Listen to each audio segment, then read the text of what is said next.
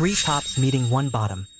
It's destined that one of them will be forced into becoming the yuk. But no one expected that the one being targeted would be this carefree, dark-skinned handsome guy. And what's more, the ones fixated on him are two beautiful lunatics. The story has to start from the day the genius older brother said goodbye to Tail. In that moment, Tail looked at his brother in utter confusion. He saw the boy speak up with a completely serious expression, saying he wanted to cut the red string between them. Seeing his brother being so childish, Tail was stunned and directly asked him, "Do you hate me?" But his brother denied it at once, and even said he was going out to experience real life. As soon as the words left his mouth, he vanished without any warning. After his brother went missing, the instructor uncle could only turn his gaze to the ordinary Tail and have Tail take the place of his genius brother to go train with the International Joint Forces. That was where various countries cultivated their top talents. People who came out of there would be fiercely fought over by major conglomerates. And Tail, this guy who got in through connections,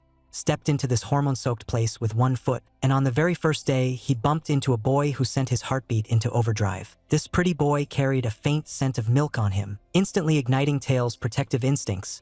Tail, who prided himself on being a top among tops, actually blushed, his heart racing out of control. Yet Tail never would have imagined that one day in the future, he would be directly pinned down by this boy. It was on this very day that the sunny, straightforward Tail got into a fight with his teammates first, and ended up beating out a bond. After the fight, the few of them went to have a meal together and chat. Tail heard that the European unit was also coming here to train, and that there was a madman among them, someone so dangerous it was absurd. Whenever he was in a bad mood, he could beat someone half-crippled or even to death. The more his teammates talked, the scarier it sounded, and a chill ran down Tail's spine as he listened. He was just about to go ask his uncle what was really going on, when he realized his uncle was in the shower. So Tail flipped through a book while spacing out, his head filled with that boy who made his heart race. Just then, the call ringtone suddenly went off. The boy was loudly shouting "Uncle" on the other end, but his uncle told him to help connect the call first, and to take some notes while he was at it. Tail immediately tapped open the video call,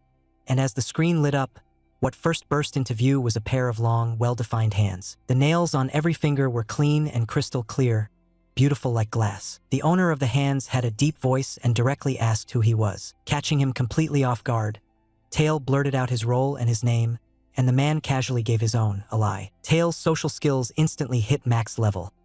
His tone was burning hot as he lavishly praised how beautiful the man's hands were. The other side was clearly stunned for a moment and said it was the first time anyone had ever said that. But Tail didn't know that the person he was talking to on the phone was precisely the one his teammate had mentioned. That serial killer whose very name made people's hearts tremble. Even more beyond his imagination was that, in the future, he would end up entangled with this guy and never be able to shake him off. Caught in a terrifying cycle of he runs, he chases, and no matter what he just can't get away. When three tops meet, one is destined to be the bottom. No one expected that Tail, who had been a fierce top for 10 years, would from then on become he runs, they chase, living a life where his neck could be on the line at any moment. And at this moment, Tail was staring with those eyes as clear as a college student's, video calling with a man whose face he couldn't see, but whose fingers were excessively beautiful. He didn't hide it at all and directly said that he liked men's hands. The other party was blunt as well, replying coldly, "When you die, I'll give you my hands." A chill instantly ran down Tail's back,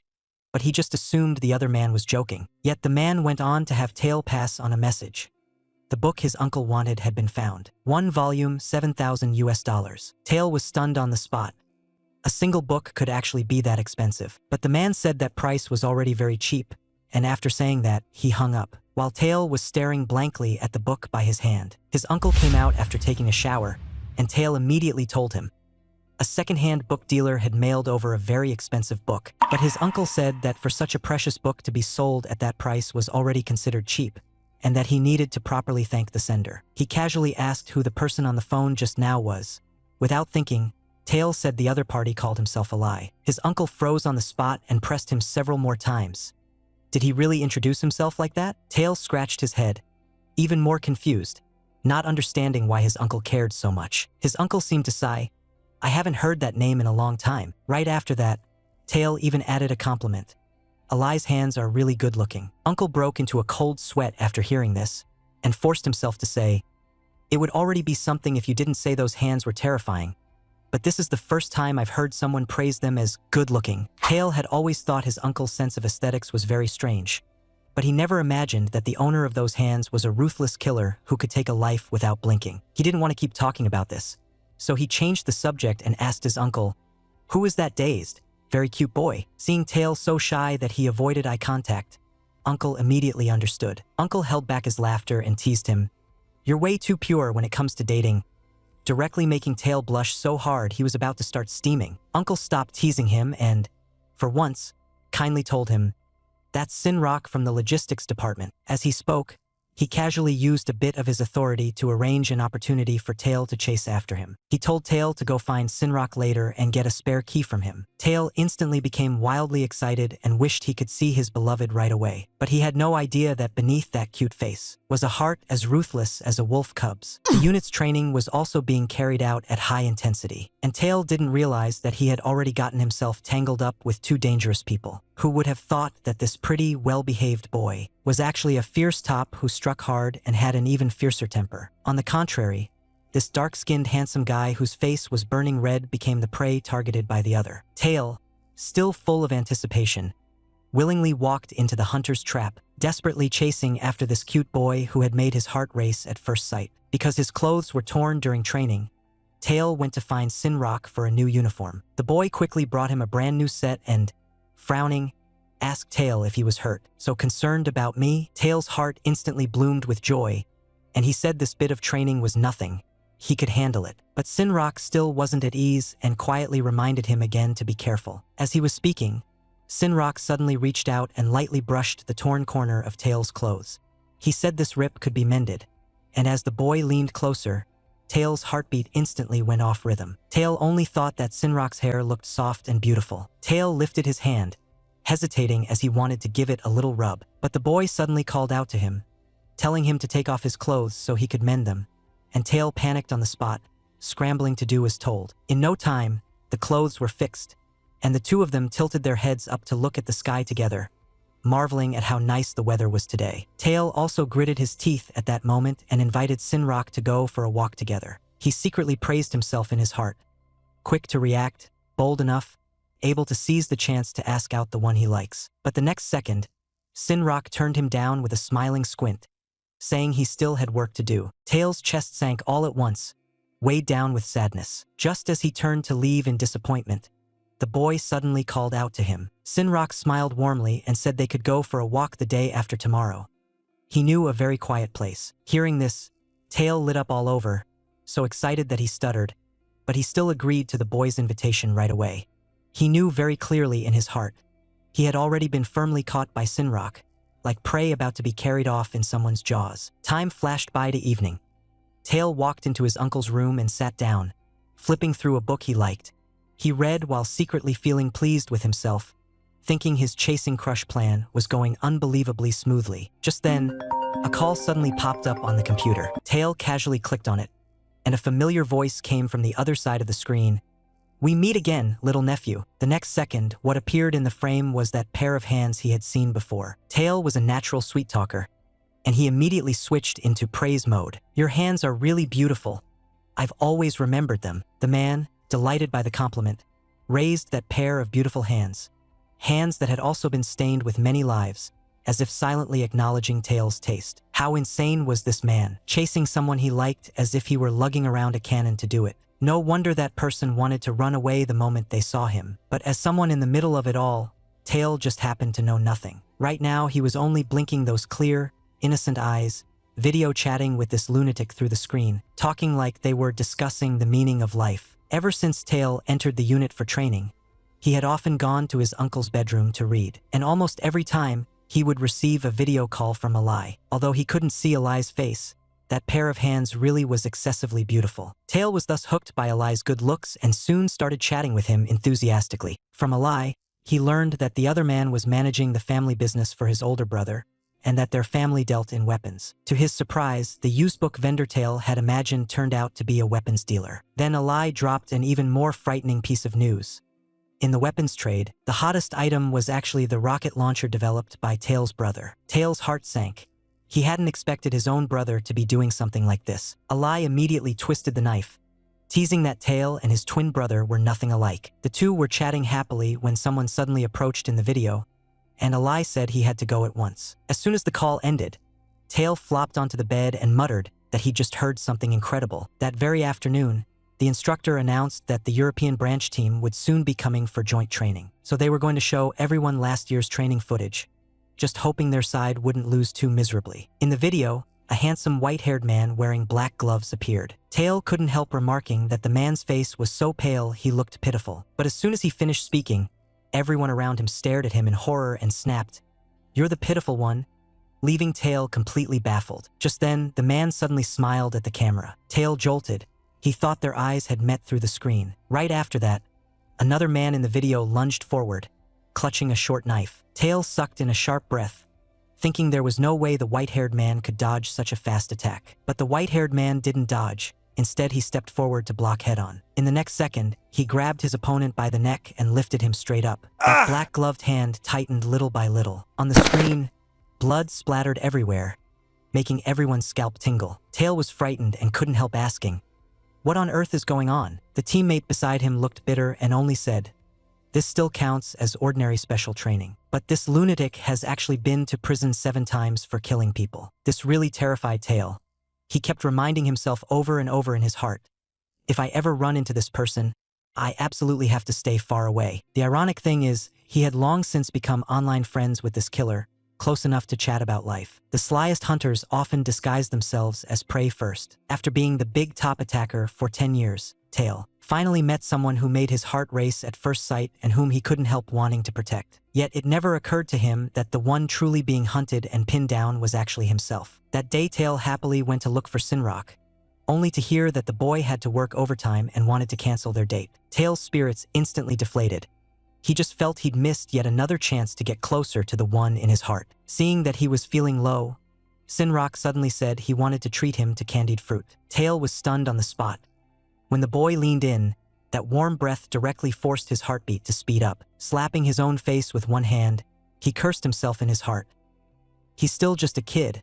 I shouldn't let my thoughts get so dirty." But in the next second, Sinrock came out carrying the candied fruit and asked him if he was feeling unwell, and Tail instantly became as well-behaved as if he'd been called on by name. The two of them were chatting casually when Sinrock suddenly asked with curiosity, "Tail's older brother?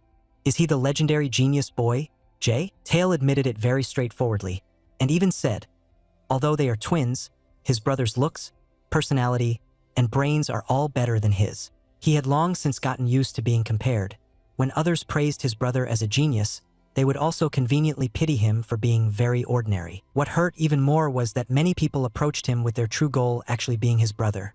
This made Tail very sad. He couldn't help wondering, could Sinrock also be here for his brother? Thinking of this, Tail asked the boy, "Do you want to meet Jay?" But Sinrock explained that he was just curious, that was all. Then he added very seriously that although you and your brother are very different, you must also be very popular. Hearing this, Tail was directly stunned. For the first time, someone did not circle around his brother, but instead gave their kindness to him. Sinrock still didn't stop, continuing to praise him. "Tail Hyung, anyone can tell at a glance that you're very popular, because you're really handsome." Tail listened until the tips of his ears were burning, his eyes wide open in shock. Sinrock just stared at him without blinking and even deliberately softened his tone to add ambiguously, "Your neckline is very beautiful." At that, the restless feeling in Tail's heart could no longer be suppressed. He raised his hand and pushed Sinrock away. Only after finishing did he realize what he'd done. His face was still red, eyes damp as he looked at Sinrock and quietly apologized for having been too rough just now. The sight had Sinrock's breathing thrown off, leaving only one thought in his mind. He wanted to bully Tail until he cried. But before he could move, Tail suddenly shot to his feet. Thump, thump, thump. Panicking like he'd stepped into thin air, he spun around and bolted. Thump, thump, thump. The dark-skinned hottie had just said goodbye to the cute man-eating flower, and as soon as he turned around, he went to flirt with the lunatic serial killer. Just a moment ago, that cute man-eating flower had worn an innocent face, yet used the most dangerous way to tempt Tail, teasing Tail until his heart raced out of control and his eyes filled with tears, unable to hide just how easy to bully he looked. It also had Sinrock's blood rushing. Within this sticky, ambiguous atmosphere, Tail finally couldn't take it. Fleeing shy and flustered, he rushed into his uncle's room, grabbed 2 bottles of drinks and chugged them down, trying to force himself to calm. But the patch of skin Sinrock had touched was still burning hot. Tail crouched down holding his head and admitted in a low voice he was really enchanted by Sinrock. Just as his mind was a tangled mess, the computer suddenly chimed. Tail clicked to answer the call, only to realize it was an old acquaintance. The first thing that came into view was that same pair of long, bony hands. Both of them froze almost at the same time. What a coincidence. On the video, Alai quickly sensed something was off with Tail and directly asked him what was wrong. Because Tail's face was now burning red and his eyes were dodging, as if he were both shy and flustered. The boy suddenly grew even more nervous. He had actually let his guard down completely and treated the serial killer across from him like an emotional counselor. He tentatively asked Alai, "Have you ever done anything against ethics?" Alai was stumped by the question and immediately shot back. "Have you fallen in love with someone who's married? Or have you committed a crime yourself?" Tail could only hear black lines forming in his mind and couldn't help complaining. "Your examples are way too outrageous." Alai, however, didn't care at all. In his view, physical relationships and emotional relationships are two different things. So he'd done plenty of things that were against ethics. But he was more curious about what exactly Tail had run into. Did someone rush over and pin you down? Having been a top for 10 years, Tail couldn't stand this kind of misunderstanding. So he denied it at once and then poured out all his romantic troubles in one go. He was reacting to a boy, but he still didn't know how the other person felt. In the video, Alai looked openly disdainful. "If it were me, I'd just go for a home run. Why wrong yourself like this?" Tail got a little fired up and shot back at the man. "Don't you consider your lover's feelings?" Alai let out a sneer and said that feelings are fickle to begin with, so you should seize the pleasure in time. Tail only gave a light smile and stopped arguing. He just felt that it was fine to think differently, and that chatting with Alai was actually quite interesting. Yet Tail never would have imagined that one day in the future, under this lunatic's coercion, he would be forced to enjoy himself. A dark-skinned, handsome guy who had been a top for 10 years. From the very beginning, he treated the old gong as a love rival, only because the old gong was monstrously strong and notoriously awful in relationships. At this moment, Tail was dragged deep into a nightmare, in which Sinrock rejected him on the spot and coldly cursed him as disgusting. Just as Tail was panicking and trying to explain himself again, a big hand suddenly clamped around his neck. The serial killer from the rumors was standing right in front of him, lips pressed together as he gave a small smile. The next second, with a blank face, he directly twisted Tail's neck. Tail jolted awake from the nightmare. Only then did he realize he was sleeping in his uncle's room, and the boy immediately asked about the killer Rajuro. "If I went up against that person, do you think I could get away in one piece, uncle?" His uncle showed him no mercy at all, saying straight out that he would be beaten horribly. After hearing that, Tail broke out in a cold sweat, calculating in his heart.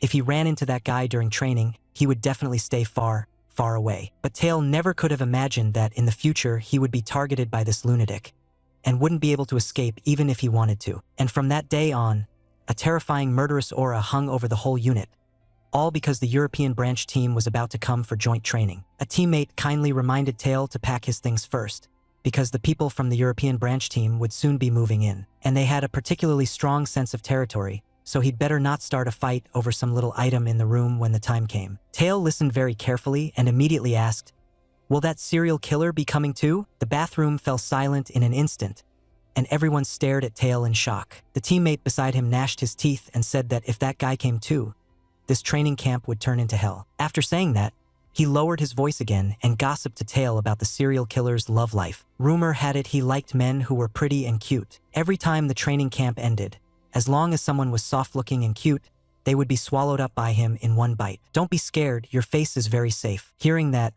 Tail inexplicably felt even more annoyed. But the next second he suddenly remembered, Sinrock just happened to be exactly the type that serial killer would like. So he hurriedly asked, if Sinrock ran into that man, would he be in danger? His teammate nodded outright, but also took the chance to comfort him. "Don't panic, we hardly ever run into the logistics people." As he spoke, he patted Tail as well, reminding him to protect his own life first. But that didn't calm Tail at all, because he still hadn't managed to win Sinrock over. What was worse, that serial killer was not only good-looking, but also strong like a monster. What if Sinrock took a liking to him? The moment that thought appeared, Tail became completely anxious. The dark-skinned handsome guy never imagined he would end up being targeted by two gorgeous lunatics. One was a seemingly obedient and soft, but actually very dangerous, cute man-eating flower, and the other was a seemingly obedient and soft, but actually very dangerous, cute man-eating flower. One was a white-haired serial killer so terrifying that even Special Forces soldiers shuddered at the mention of him. Right now, he was truly annoyed. That good-looking serial killer, would he steal away the Sinrock he cared about most? He was just thinking that when he saw Sinrock walking toward him, and Tail instantly tensed up, because last time he had a reaction to Sinrock, and he figured Sinrock had noticed it too. But he still forced himself to act calm and made some casual small talk. Yet as they chatted, his mind drifted off again, and he even started imagining Sinrock would only ever like cute girls. The more Tail thought about it, the heavier he felt, like he had already lost before he even started pursuing him. Then Sinrock suddenly said, blushing, that in the past he had dated men. That sentence was like a bomb going off, scaring the cigarette right out of Tail's mouth. The boy went on, I skipped a grade in high school. Back then, I went to gay bars with my friends and even tried hitting on men. Tail's eyes lit up as he listened, like he'd just seen new hope in his chase. And the cigarette in his hand was about to burn his fingers. Only when Sinrock reminded him did Tail hastily stamp out the cigarette, but in a fluster. He immediately took the chance to explain. I only reacted that day because I smelled a very clean, milky scent on you. After hearing that, Sinrock's face flushed a deep red all at once. The next second, the two of them held hands and looked at each other with a little smile, as if they both understood the words the other hadn't said out loud. But they never imagined that this tiny, just emerging fondness would soon be crushed under the heel of another lunatic. The European detachment arrived at night. The atmosphere over the whole unit turned piercingly cold and tense. Tail avoided those oppressive, hulking men and went back to the new dormitory to pack his luggage. He was tidying his clothes when he accidentally found a pistol hidden by his roommate, but the army had a strict ban on bringing weapons. The new roommate's face instantly changed, and he stared fixedly at Tail. Tail immediately understood.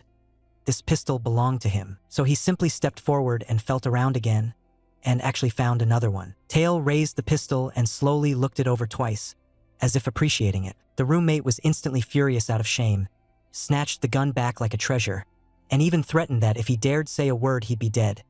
Yet Tail still had a playful grin on his face. He bickered with the other man for a bit, until the roommate stormed off in a rage. Only then did Tail lie back on the bed and start thinking about the next stage of training. He suddenly remembered that his uncle's book was still in his old dormitory, and that book was worth $7,000. Tail immediately rushed over in a hurry, but just as he reached the dorm door, he saw members of the European unit. They were standing outside the door with looks of terror on their faces. Bewildered, he pulled the door open, and in the next second he froze. The legendary serial killer was sitting on his bed, flipping through his book. The handsome dark-skinned guy had once flirted online with a mysterious net friend called Yaoi. That person had very beautiful hands, clean and graceful.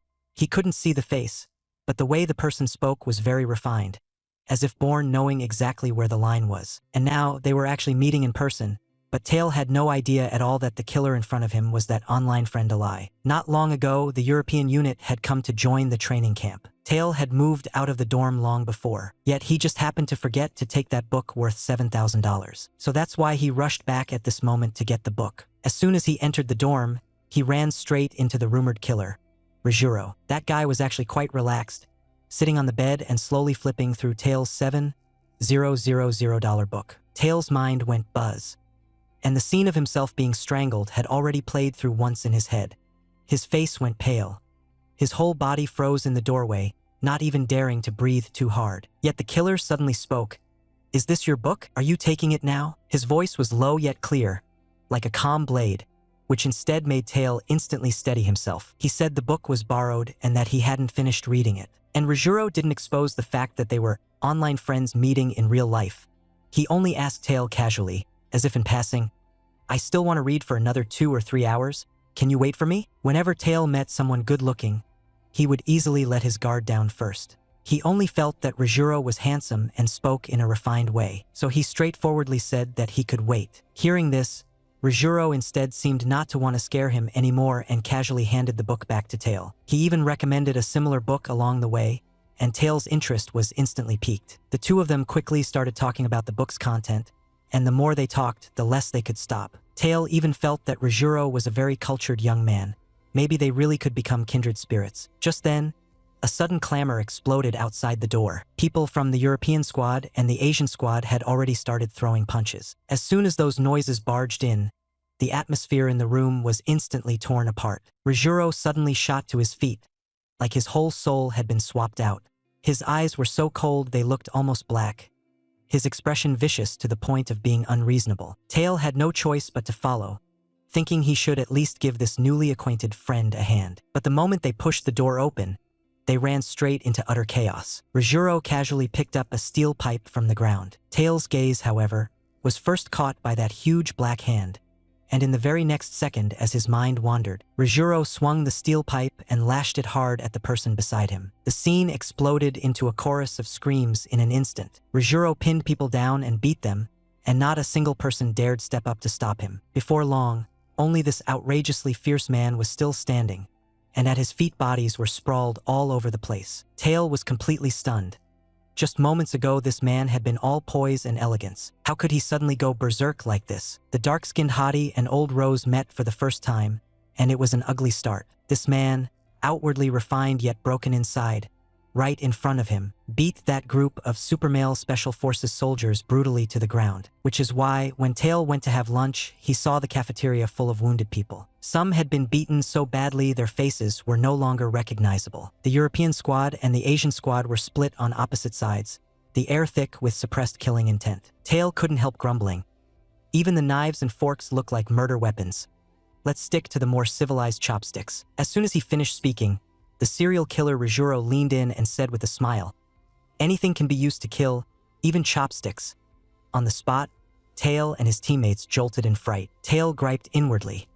This guy's thumbs alone could be used as deadly weapons. It was like Rajuro especially enjoyed picking on Tail. The moment they met, he laughed at him for taking so much food and asked if he could even finish it all. Tail shot back, "You're not any better yourself." Rajuro then pointed to the side and said there were still 2 empty seats, suggesting they go over together. Tail was just about to refuse, only to realize his teammates had already slipped away. And just like that, for no good reason, he ended up sitting at the same table eating with this lunatic. What was even more absurd, he was sitting in the European squad's territory. Cold sweat broke out all over Tail. He could already picture the Asian squad treating him like a traitor. Right at that moment, Rajuro still pretended to be very polite and asked him what his name was. Tail didn't want to get closer to him, so he dodged it and said, "Names are only necessary for people who see each other often. We don't meet that much." Rajuro understood, let out 2 low chuckles, and then fell silent. But before long, Tail found himself captivated by the way he ate. This man was so handsome that even eating toast looked like a painting. Tail couldn't help asking, "Why do you keep wearing gloves?" Rajuro, however, answered in a calm tone, "Because I don't like getting blood on my hands. It's sticky and hard to wash off." After hearing that, Tail immediately snapped back, "It's just breakfast. How would you even get blood on you?" As soon as the words left his mouth, the cafeteria doors were suddenly smashed open with brute force. A European soldier, gripping a pistol, shouted Rajuro's name and yelled that he was there to avenge his brother. Tail was stunned on the spot. That was a weapon with terrifying killing power. And in the eyes of the brutal killing maniac, this day became the beginning of him feeling something for his wife. And in the eyes of the handsome dark-skinned guy, this day was the start of his entanglement with a certain lunatic. Tail never expected that even eating breakfast could feel like being on a battlefield. Not long ago, a European soldier had rushed into the cafeteria with a pistol. While he shouted that he was going to take out Rajuro, the cafeteria instantly exploded into chaos. Tail immediately hid behind a pillar. He didn't want to get accidentally shot by this madman. But 5 bullets would be enough to blast the pillar apart, so he had to hurry and find something that could actually save his life. Just as he was thinking that, Tail caught sight of his roommate Mwilryo. This guy was a weapons-collecting maniac. A spark lit up in Tail's mind, and he charged straight toward Mwilryo. The pillar behind him was shot through on the spot. Tail suddenly dove to the ground, his heartbeat going wild. He had almost died just now. The next second, he pinned Mwilryo down and started frantically searching him. "Ah, pervert!" Very quickly, he fished a hidden pistol out from Mwilryo's body. Mwilryo let out a low growl as if his lover had been taken away. "Give my little baby back to me." Tail ignored him completely, grabbed the gun and crawled out from under the table, only to see Rajuro in front of him holding up a huge dining table, locked in a direct standoff with the assailant. The next second, Rajuro suddenly flipped the table into the air. Thug fired reflexively, shattering the table outright. But Rajuro just laughed and counted the bullets. "You've only got 4 rounds left now." Before the words had even faded, he pulled the same trick again, kicking the table away. Sure enough, the thug let himself be led by the nose and fired another shot. Rajuro sneered. 3 left. Miss again, and you're the one who dies. Tails stared at the two of them, so nervous his whole body went numb, and couldn't help cursing in his heart. Rajuro was a complete lunatic. The thug panted heavily, his gaze starting to waver. He was doubting himself, afraid he would lose. Rajuro seized that fleeting instant and suddenly hurled a broken piece of wood. The thug didn't dare fire again. He could only shut his eyes and turn his head, trying to dodge the blow. In that very second, Rajuro's smile grew even more deranged. Tail pushed himself up, staring at the scene before him, and his heart sank. He saw that this madman actually charged straight toward the muzzle of the gun. In the next instant, he forcibly knocked the enemy's arm aside. The gunshot cracked out in a shuddering blast, and he twisted his arm back to grab the enemy by the throat. He lifted the man clear off the ground. In that moment, he looked like a monster toying with its prey. Then he twisted the enemy's wrist hard, forcing the enemy to aim the gun at him. No one even dared to breathe. Tail raised his pistol and pointed it at the lunatic, lowering his voice as he ordered him to let the man go. Rajuro clearly froze for a moment. He actually hadn't noticed there was someone behind him. This lunatic who treated people like prey was still, at this very moment, doing something utterly devoid of humanity. He was still twisting the enemy's wrist in a sickly, deranged way. He forced the man to press the muzzle of the gun against his own head. Everyone thought there would be blood in the very next second. A short handgun suddenly pressed against the madman's occiput. Tail steadily took aim at Rajuro, and the shock was written all over Rajuro's face. The next second he spoke in displeasure. He was very disappointed in Tail, because he hated this kind of person who didn't know his place the most. Of course Tail knew he was courting death, but since he had stepped forward, he was already prepared to be killed by the lunatic. Rajuro suddenly released the enemy's neck and, smiling, asked, "So what happens next?" Tail was almost speechless.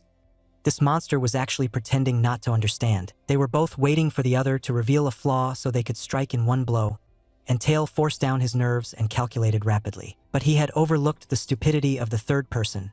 The soldier Rajuro had grabbed completely broke down. He screamed hoarsely for Rajuro to kill him and put him out of his misery. That completely set Tail off. He clenched his teeth and practically cursed the words out from between them. "I risked my life to save you, yet all you can think about is dying." And in the very second he was distracted, grumbling to himself. Rajuro suddenly turned around, and Tail's heart sank. He knew very clearly, if he didn't fire now, the one who would die would be him. Just then, the instructors heard the commotion and rushed over. At the very front was his uncle. As soon as he arrived, he coldly demanded, "Whose handgun is that?" Loyal as ever, Tail answered directly, "It's mine." Uncle immediately sent him to the instructor's office to receive punishment. Then he asked this unlucky soldier again, "Were you planning to kill someone?" The soldier admitted it without the slightest hesitation. So Uncle threw him into prison for half a year to let him cool down. After that, Uncle frowned and asked Rajuro, "What are you doing?" But this guy, looking utterly righteous, said, "Someone is trying to kill me. I'm acting in self-defense." The scene instantly fell silent. Hearing that, there really was no obvious fault to pick with his words. Helpless, Uncle could only first tell him to let the man go. As he spoke, he simultaneously took Tail's short gun from him. A chill ran down Tail's back. If Uncle had been even a little later, it really would have been too late. Uncle broke open the short gun and complained on the spot, "You're holding a gun with no bullets. What exactly are you trying to do?" Hearing that, Rajuro was directly stunned. So this guy had tricked him with such a childish method. The man merely curled his lips and murmured Tail's name under his breath. The next second, as if even more interested, he deliberately confirmed again, "Your name is Young Tail, right?" But Tail did not want to answer. He only felt cold all over. By the look of it, this lunatic had set his sights on him. The madman who had always seen no one in his eyes had never thought he himself would be deceived by someone. This man who always spoke in such a sweet way not only praised his beautiful hands in the king's chat, but also chatted with him late into the night, treating him as a true confidant. Yet the moment they met, this guy, in order to save someone else, actually pointed a gun at him. Just as he was being crushed by disappointment, he then heard there weren't any bullets in the gun at all. He was played to the point of being utterly confused, yet his heart inexplicably grew warm, and it felt very strange. From that day on, he began to pay special attention to this guy called Tail. But in Tail's eyes, he only felt that he was the unluckiest person alive. To save someone who had nothing to do with him, he had gotten himself entangled with the cold-blooded lunatic who killed without blinking. Rijuro. From then on, his life could be taken at any moment. Even worse, he became famous in the unit, and everyone called him Courage Man. Whenever he heard that nickname, Tail would instinctively look around, afraid that Rijuro would suddenly appear. But just as he sat down with his bowl of food, Wilrio grabbed him by the collar, fuming, and demanded that Tail return his little baby. The teammate next to them quickly stopped him, saying that Tail had sacrificed his weapon Mark V in order to save someone. Tail also looked deeply guilty and hurried to say that he could subscribe to a jigsaw puzzle magazine from Wilrio for a whole year. At that, Wilrio's eyes lit up, and he temporarily let Tail off the hook. Immediately after that, the intensive training began, and during the day Tail was chased around and worked to the bone by this group of superpowered Special Forces soldiers. In the evening, he still had to be punished for secretly keeping the Mark V, and was ordered to copy 10 books of rules and regulations. Amid his roommate's sympathetic encouragement, Tail walked toward the library with tears in his eyes. 2 hours passed in the blink of an eye, and Tail was on the verge of breaking down. He really wished someone would give him a hand. Just then, a mocking voice came from behind him. "HM? Looking at you like this. Having a hard time, huh?" Tail's eyes flew wide, and he recognized it at once. The voice of the serial killer Rijuro. He heard the man laugh with a mix of sympathy and infuriating smugness. "Judging by that look on your face, you've still got 9 books left to copy, right?" Tail had zero mood to listen to his nonsense. All he feared was that this lunatic would explode the next second and strangle him on the spot. The more chaotic Tail's thoughts became, the more Rijuro deliberately sat down beside him and started chatting like nothing was wrong, saying the books here were boring as hell. He even casually guessed that Tail's side must have more interesting books. Tail was stunned on the spot, his head full of question marks. Did this nutcase lose his memory or something? It was only a short while ago that he'd had a gun pointed at him. Tail, a master at letting life go to ruin, was shoved by his uncle into the International Joint Forces for training. And in just a few days, he had managed to completely offend the terrifyingly notorious Sandman killer, Rijuro. That day, the madman was about to cut someone down, and Tail actually pressed a handgun to his head and forced him to let the person go. Soon after, Tail was punished for secretly carrying the handgun. Meanwhile, this lunatic used self-defense as an excuse and somehow dodged all punishment. Now Rijuro started mouthing off again, sniping in a passive-aggressive tone that Tail's punishment was way too light. 80% chance they only let you off for your uncle's sake. Tail's temper flared instantly, and he asked him point-blank, "Are you mocking me for getting special treatment? And what about you? You act so lawlessly. Why is it that you don't get punished at all?" Tail's words were barbed, but Rijuro was neither anxious nor angry.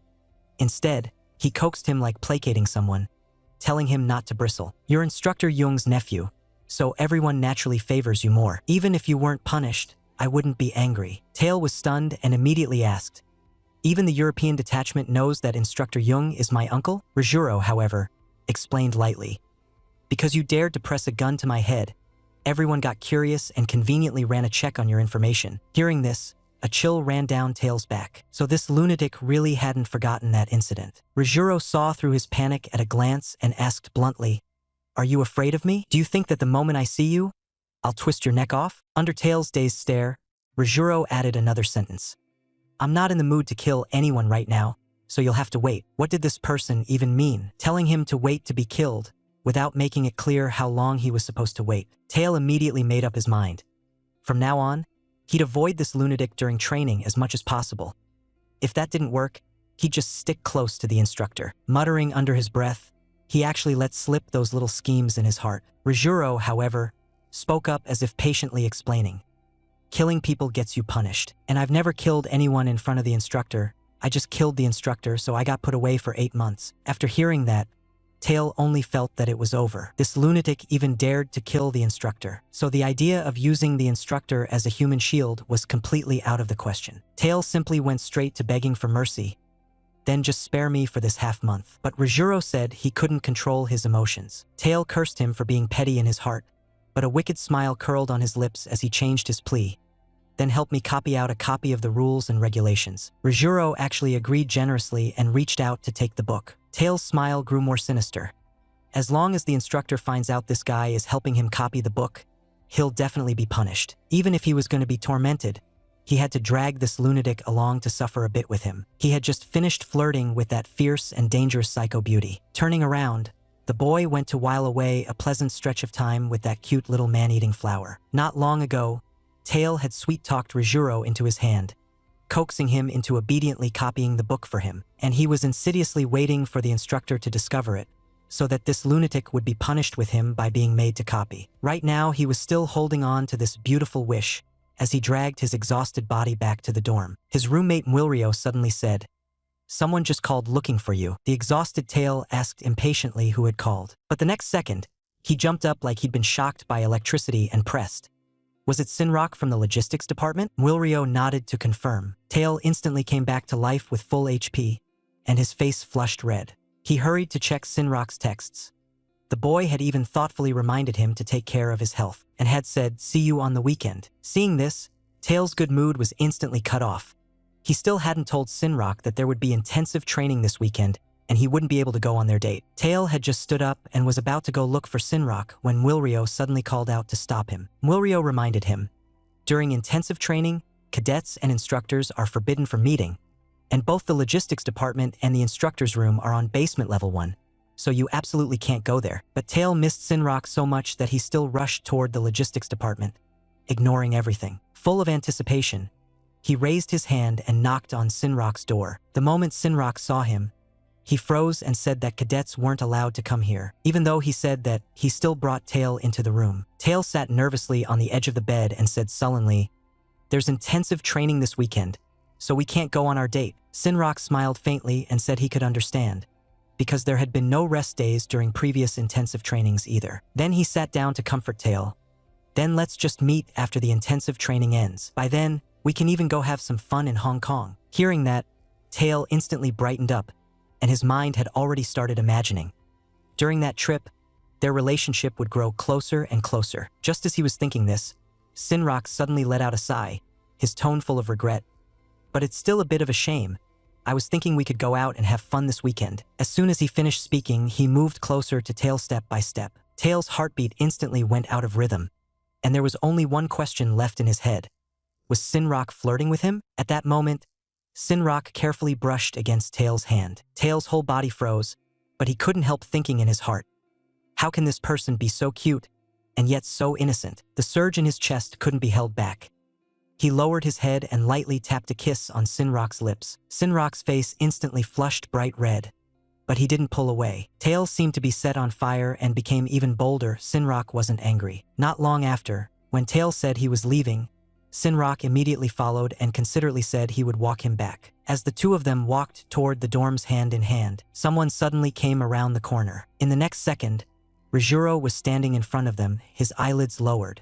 His gaze was as cold as a blade, falling on their interlaced hands, and he instantly understood something in his heart. The scene was a mess. The handsome dark-skinned guy was taking a nighttime walk hand in hand with the person in his heart, only to be blocked on the spot by his future top. Rijuro kept his eyelids lowered, his expression icy, staring at their tightly clasped hands, as if he had already seen through everything. Right after that, he curled up the corners of his mouth. The smile was faint, yet full of contempt. This kindergarten-style romance was nothing to him. But Tail went cold from the soles of his feet to his spine. He only regarded this future top as his strongest love rival, because Mwilryo had said that Rijuro liked boys who were pretty and cute. In a panic, Tail looked towards Sinrock, afraid that Rijuro would snatch him away. This thought filled Tail with both urgency and fear. Rijuro asked Tail teasingly what he had just done, and why his face was as red as a ripe apple. That one sentence instantly dragged Tail back to the scene of kissing Sinrock just now. He flushed all the way to the tips of his ears in an instant, too embarrassed to lift his head. Seeing Tail's reaction, Rijuro burst out laughing without the slightest restraint. Sinrock stared harshly at the man. He could tell that lunatic was toying with his prey, but Rijuro only curled his lips, his eyes full of mockery and disdain. Tail didn't notice the standoff between the two of them. He was only busy urging Sinrock to hurry back. As soon as the boy left, Rijuro casually joked, as if chatting with an old friend, that Sinrock was a pretty kid. Tail flared up on the spot, complaining that no one uses pretty to describe a young man. The next second, he pressed Rijuro on why he was here, when the first underground level was clearly off limits. Rijuro fired back by asking Tail why he was here. It was probably for that boy just now, wasn't it? Tail bristled at once, warning the man not to stick his nose into other people's business. But the way he was shielding Sinrock clearly got under Rijuro's skin. Let this man start to pay attention to Sinrock, so he deliberately provoked him and said, "If I do something to that pretty boy, what will you do?" Hearing this, Tail was both shocked and furious, his heart sinking. This bastard really has set his sights on Sinrock. Although this man is vicious by nature and acts with insane recklessness, putting those aside, he just so happens to be a beauty. And by comparison, the only thing Tail seems able to beat him at is just that he's more like a human being. Suppressing his unease, Tail asked, "Do you really fancy Sinrock that much?" But the man strode right up to him with a threatening air and shot back, "Why are you so on guard? Where did that courage you had when you fought me the other day go?" As he spoke, he raised his hand to clamp around Tail's neck, leaned to his ear, and asked in a low voice, "That person called Sinrock, does he belong to you now?" "I'm afraid not yet, right?" The anxiety in Tail's heart instantly spiked to the limit. The more he thought about it, the more annoyed he became. Why was he so meddlesome? And on top of that, he had even saved this naturally ferocious love rival. The madman Rajuro simply laid his cards on the table. He was going to steal away Tail's beloved Sinrock. Those words left Tail both terrified and enraged. And at that moment, he went to the night training session with a belly full of unease. By a stroke of rotten luck, their squad just so happened to be moving in parallel with Rajuro's squad. Everyone deliberately kept their distance from Rajuro, afraid that in the very next second they'd be treated as his prey. Tail was the same, even backing all the way to the end of the line. It was right here that he heard a deadly piece of news. There was a European soldier named Simon who was planning to secretly assassinate Rajuro. Tail couldn't help but sigh inwardly. Rajuro, this guy, he couldn't even blend in with his own teammates, like some independent and dangerous misfit. But Tail didn't want to meddle anymore. Whenever he thought about that man coming to steal Sinrock away, Tail just got unbearably annoyed. Not long after, they set up camp deep in the forest for the night. Tail had only been asleep for a short while when he was woken up to stand guard. The soldiers on the ground were so exhausted that they were snoring one after another, sleeping like the dead. Tail thought to himself that the two groups probably wouldn't get into any more conflicts. Instead, he became interested and slowly walked toward the distant sound of the waves. But he had barely gone far when he saw a suspicious dark figure. Tail was still hesitating over whether to go after it when that figure suddenly disappeared. Tail immediately gave up the idea of tracking them and focused only on walking toward the sea. As the night sea breeze blew, the tightness in his chest eased. He couldn't help starting to plan. He would bring Sinrock here for a date another day. But as he was thinking this and walking back, he suddenly heard a strange crying sound. Tail instinctively turned his head to look. What he ended up seeing was Rajuro and a pretty boy doing something indecent. Tail clutched his head and complained inwardly. "How did I run into this lunatic again?" Rajuro looked lazy and languid, yet he was suppressing a terrifyingly overwhelming aura. That horror and suffocating pressure crashed straight toward him. Tail instantly chickened out and just wanted to leave right away. But the moment he panicked and turned to run, Rajuro noticed his movement. The man hooked up the corner of his lips in a smile, as if he had suddenly taken an interest. Tail cursed viciously in his heart. Rajuro is really sick in the head. He already has a partner, so why does he still have to fight him over Sinrock? Yet just as Tail had climbed halfway up, he noticed that on the rock beside him, a soldier was raising his weapon and taking aim at Rajuro. And with Rajuro in such a completely defenseless state, the chance of him getting hit was extremely high. At the very instant the soldier pulled the trigger, Tail picked up a stone and hurled it over with a raised hand. This madman who kills without batting an eye was finally about to show his true colors. So he was actually that guy with the very pretty fingers, and also the online friend I had always treated as a confidant. The moment he learned the truth, Tail was completely stunned. Tail ran alone to the seaside and ended up seeing Rajuro playing cards there without even picking a proper place. Tail was just about to sneak away quietly when he bumped into a soldier suddenly making a move on Rajuro. Tail didn't have time to think.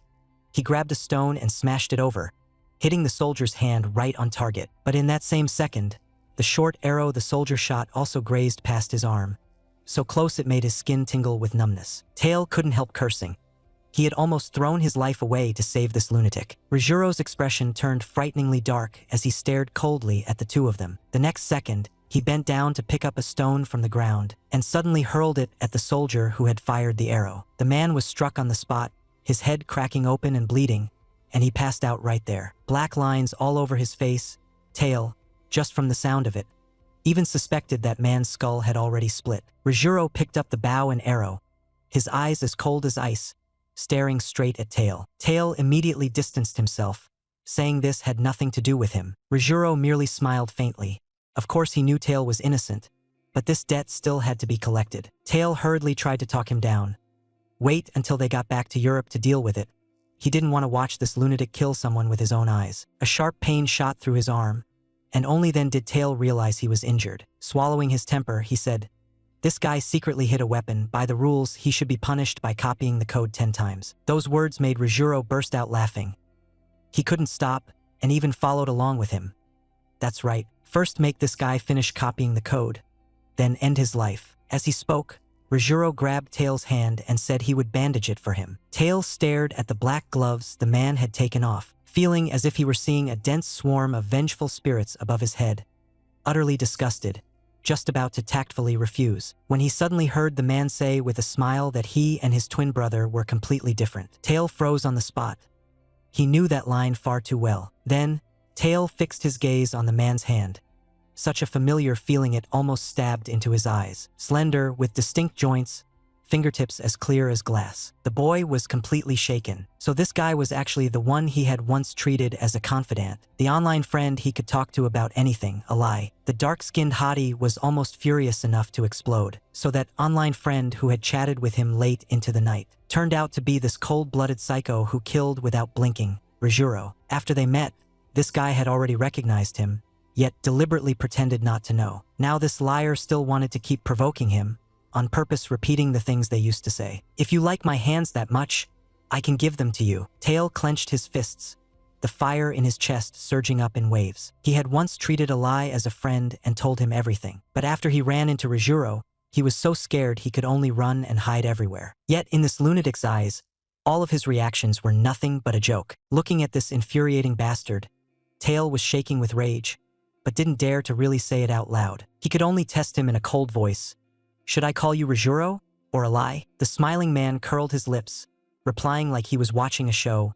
"Either is fine." Forcing down his anger, Tail said word by word, "Either way, I don't want to call you by your full name, Eli Rojiro." Sensing the boy's fury, Eli just smiled quietly, as if he didn't care at all. But the more Tail thought about it, the more stifled he felt. So he went to his uncle's dorm very early, insisting on getting a clear answer. His uncle froze the moment he saw Tail, and with a very stern tone reminded him. During the training camp, it was forbidden to have private contact with the instructor. Tail casually said he was there to borrow a book, then changed the subject and immediately questioned his uncle in return. Since Eli was also coming to the training camp, why did he still have the books mailed over? Wouldn't it be more convenient to just bring them along? His uncle was even more shocked and asked back, "Eli told you even that? He actually told you his name. Looks like he really likes you." Tail stiffened on the spot and sneered inwardly. How could that lunatic possibly like him? At most he just treated him as an amusing toy. He pressed his uncle on how he had gotten to know this nutcase, and his uncle only said, they had met because of books. Tail did not believe it at all, but he did not keep asking. He borrowed the book and turned to leave. His uncle suddenly added another line. "If you used to think of Eli and Rojiro as two different people, then your understanding of Eli was wrong from the very beginning." Tail understood. His uncle was reminding him.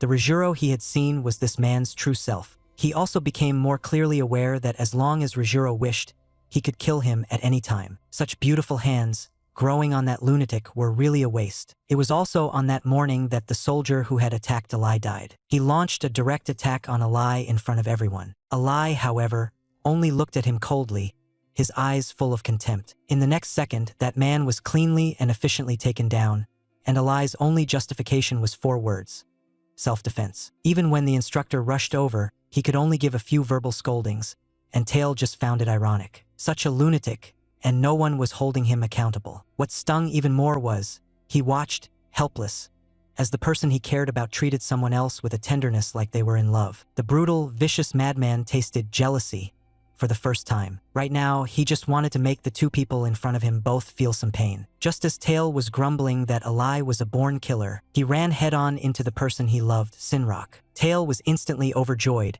with only one thought left in his heart.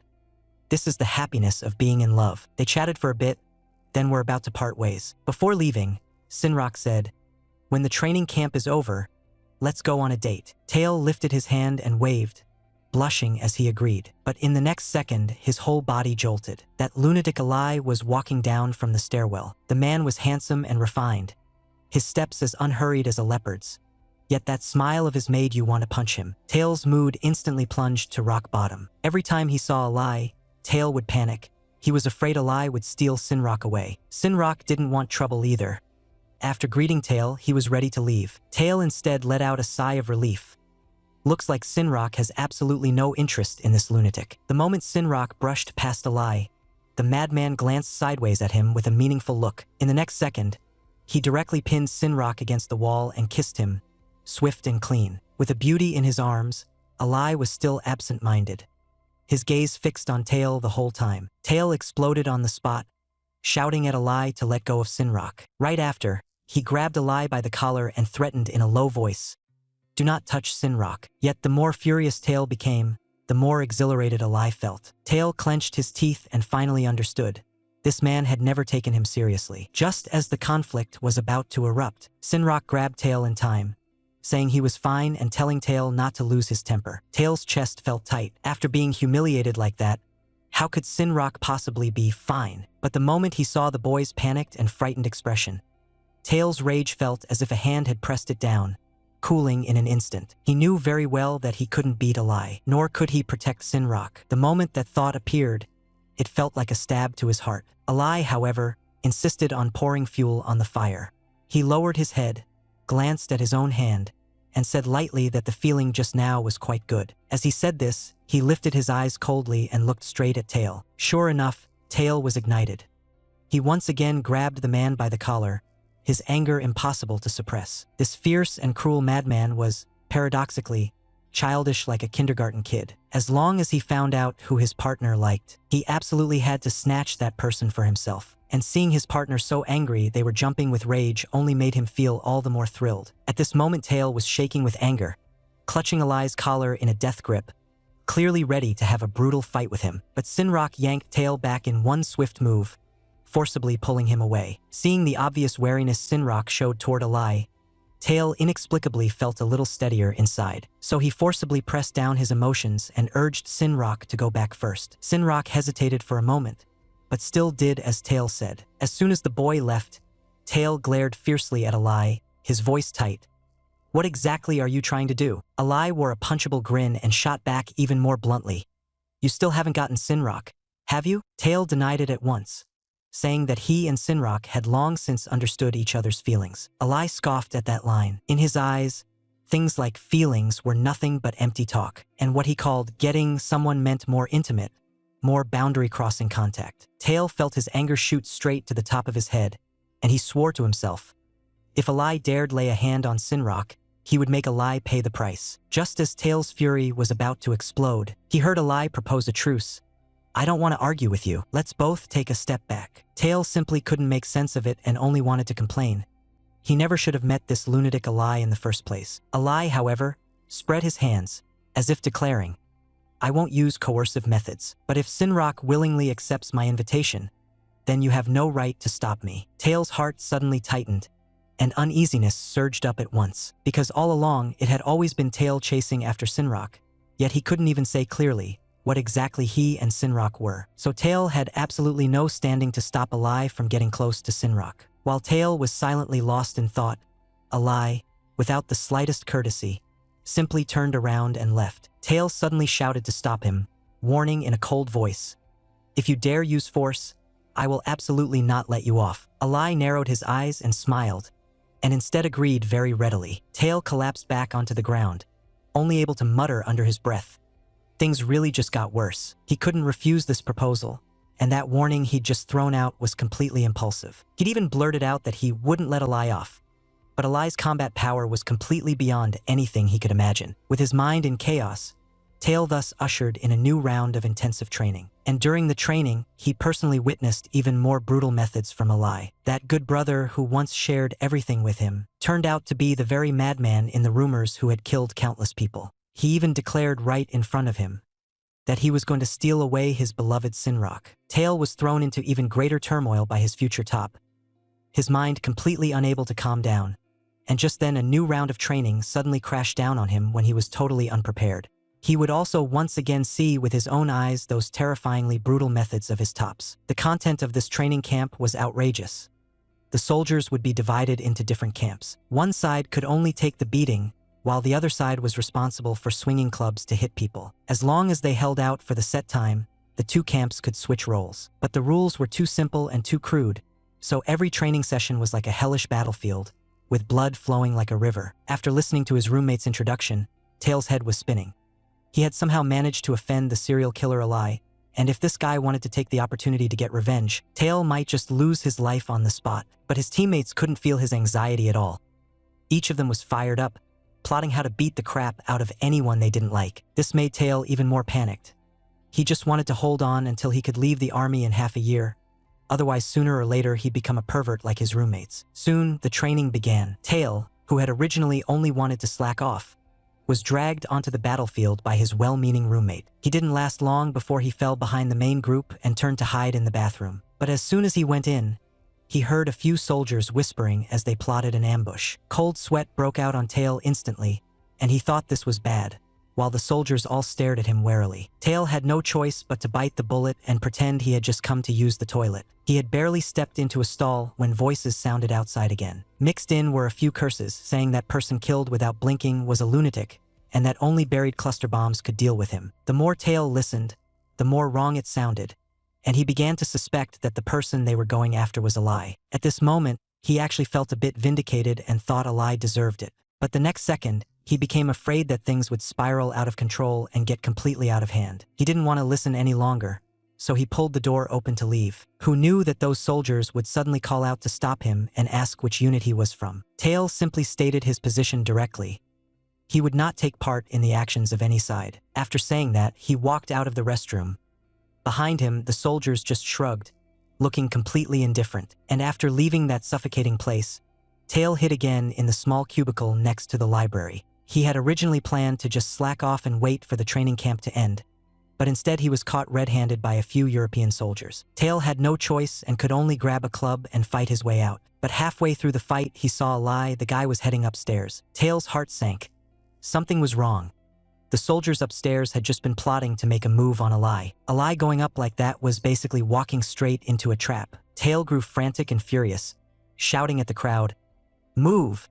I've got something urgent right now." That sentence instantly set off the European soldiers, who cursed at him to stop making excuses. Just as it looked like a big fight was about to break out, a sudden explosion sounded from upstairs. Everyone froze, all looking up in unison at the split-open roof. Tail seized on that moment of distraction, took a few of them down, then turned and rushed out. When he charged upstairs, the scene before his eyes made his whole body go rigid. In the smoke-filled ruins, Yaoi was covered in blood from head to toe, like someone who had just walked out of hell, clutching the enemy's neck in a death grip. That most detestable love rival was now truly on the line between life and death. Instead, Tail grew even more agitated, his chest tightening.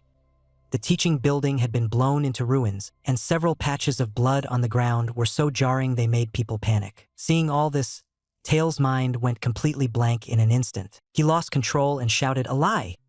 just praying that nothing had happened to Yaoi. There was a sound not far away, and Tail immediately gave chase, his steps so fast they felt unreal. The next second, he was frightened again by the scene before his eyes. He saw Yaoi covered in blood, like a demon that had crawled out of hell. He was gripping the enemy's neck with a force that was almost cruel. Then Yaoi, with a vicious gleam in his eyes, looked at Tail and asked coldly, "You looking for me for something?" Tail's eyes widened, his throat tightened, and he couldn't get a single word out. The scene looked like a murder site, blood spread all over the ground, making people not dare to look any longer. The only madman still standing mistook Tail for an accomplice, his gaze cold and sinister as he directly asked him, "You looking for a fight?" Tail trembled all over and hurriedly explained that he had come to check on the situation. But Yaoi didn't believe him at all, because Tail had called his name as soon as he arrived, which meant Tail had long known about this plot. The boy instantly felt something was wrong and complained inwardly.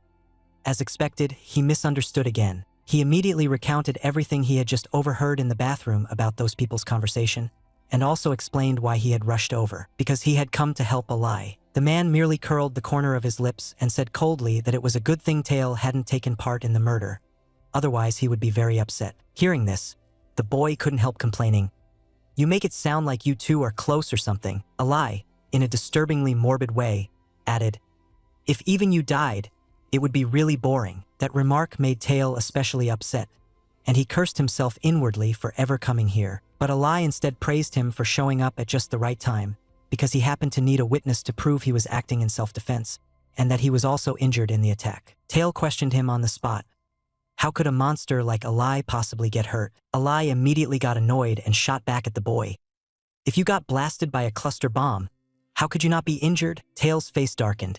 He thought that if a normal person got hit by a cluster bomb, they'd probably be gone on the spot. And the training camp was suspended because of this incident, and the matter was quietly pushed down and covered up. In the end, Alai was ruled to have acted in legitimate self-defense, but because he went too far, he was still punished with a short-term imprisonment. But what Tail couldn't figure out the most was, he clearly hadn't done anything, so why did he have to go to prison too? The more Tail thought about it, the more wronged he felt, and he directly shouted at his uncle, demanding an explanation. His uncle, however, raised his hand and pointed at his nose, snapping back and asking what right he had to meddle in other people's business. In this training camp, the Asia detachment suffered heavy casualties, yet the source of it all was that they had secretly plotted a murder first. The higher-ups were just trying to bury this stain, and right then some hot-headed kid jumped out to testify. So the higher-ups exploded on the spot, branded you with dereliction of duty, and sent you to prison to reflect. The more Tail listened, the angrier he got, feeling more and more that coming here was just asking to be humiliated. People always say that when two tops clash,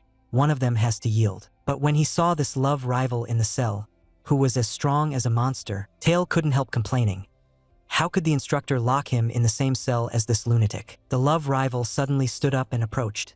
Tail instantly tensed up, staring fixedly at the man. He only heard the other say calmly, "Put your hands out." Tail still did as he was told.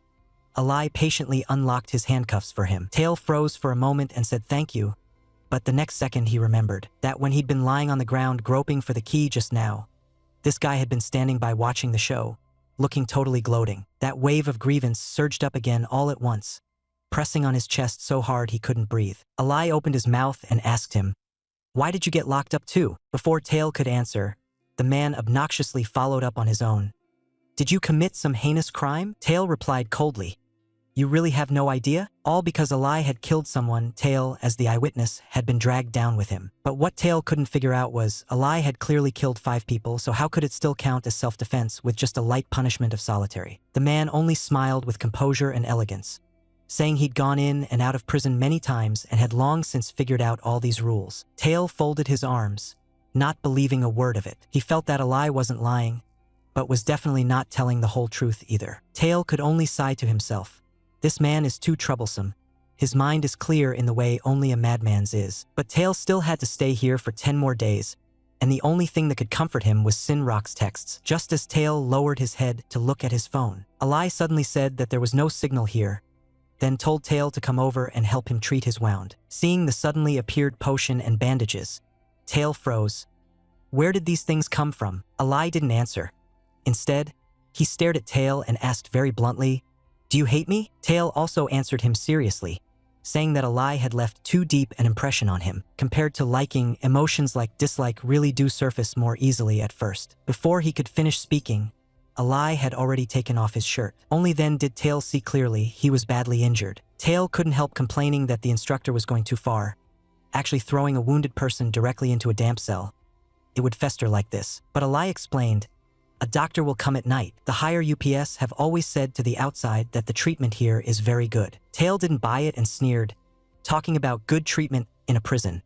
Don't you find that contradictory? Alai was amused by him, and before he knew it, his tongue loosened. Tail quickly finished bandaging his wound. Looking at that broad back, Tail could only think Alai's build is really good. Normally, with clothes on, you can't tell at all that he has so much muscle. In no time, Alai put his clothes back on and even lifted a hand to rub his shoulder. It was like he was checking the state of his muscles. Frowning, he said, "I keep feeling like something's off with my body." As soon as he finished speaking, he planted both hands on the ground, went straight into a handstand, and then started doing push-ups. Seeing how badly Alai was injured yet still training as if nothing had happened, Tail felt a tightness in his chest. For the next 10 days, he had to stay with this monster. Just thinking about it was enough to make a person quail. Top attacker Tail, stuck with the love rival he hated most. In prison, they were forcibly living a bickering-style cohabitation. Thaibl quickly adapted to this cramped and dark space. In the evening, medical staff suddenly came by on rounds and casually complained. "This place is practically a cage for a wild beast." As he spoke, he raised his hand and pressed a switch on the wall. The boy froze. Who would have thought there was a bright bathroom hidden inside a prison? And just now, while looking for the key, he had almost gone face first into the floor. Not only did this guy Yaoi refuse to help him turn on the light, he even stood to the side watching the show. Fuming, Thaibl walked over for a look and found that the bathroom was actually spacious and bright. The moment the light came on, Yaoi's wounds looked even more glaring. Thaibl couldn't help but sneer. With injuries like that, you really shouldn't have been wobbling around like some guy who doesn't know how to stop. The so-called madman who could kill without blinking was now bickering like a 3-year-old child. If you got hurt, you'd definitely be even noisier. Thaibl forced his temper down and instead broke into a wicked grin to Tattletale.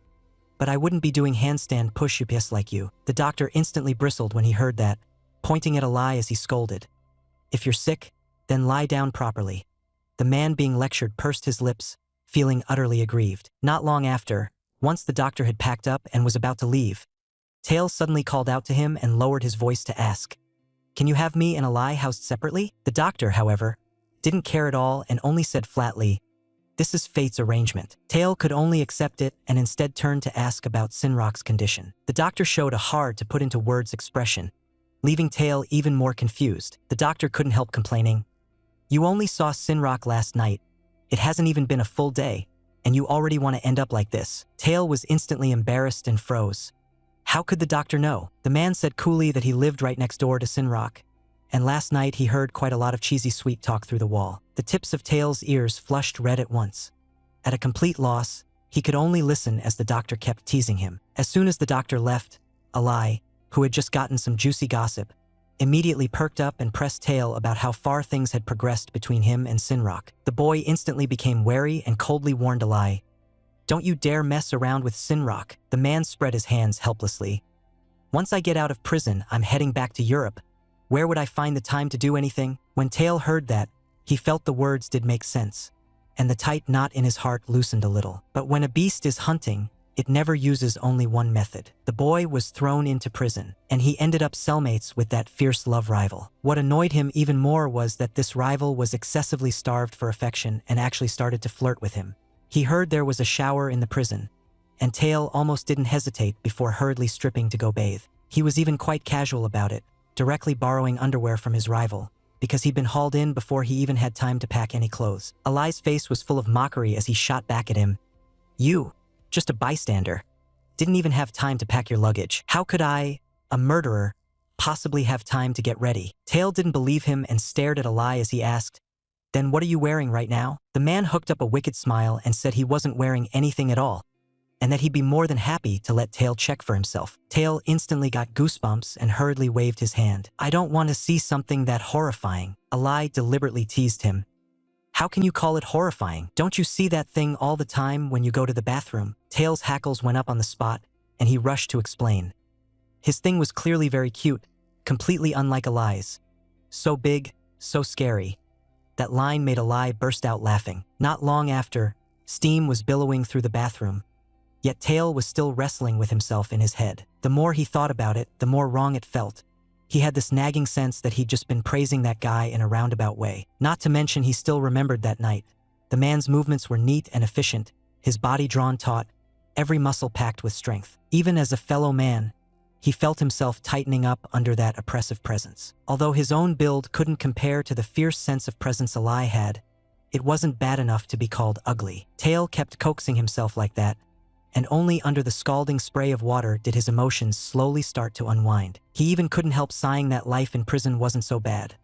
At least taking a shower was more convenient than in the military. Just as Thaibl was muttering under his breath, Yaoi's teasing voice suddenly came from beside him. "Don't get too full of yourself. Your performance in the military will be counted toward your score." Thaib's heart jolted violently. He then realized that Yaoi was actually right on the other side of the glass. He only heard the man continue easily.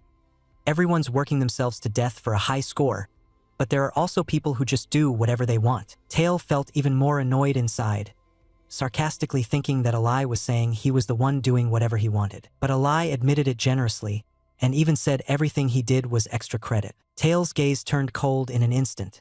He looked away and questioned Alai about why he kept staring at him. Alai immediately smiled even more roguishly, praising Tail's great body and saying no wonder he could lure that kid Sinrock into running over here all the time. Tail got even more irritated and directly cursed at Alai to hurry up and leave. But not only did Alai not leave, he instead slowly came closer and asked Tail if he had ever been the one on the bottom. The boy froze on the spot, and a very bad suspicion instantly popped into his mind. So Tail warily covered his chest and directly warned Alai not to have any dirty thoughts about him.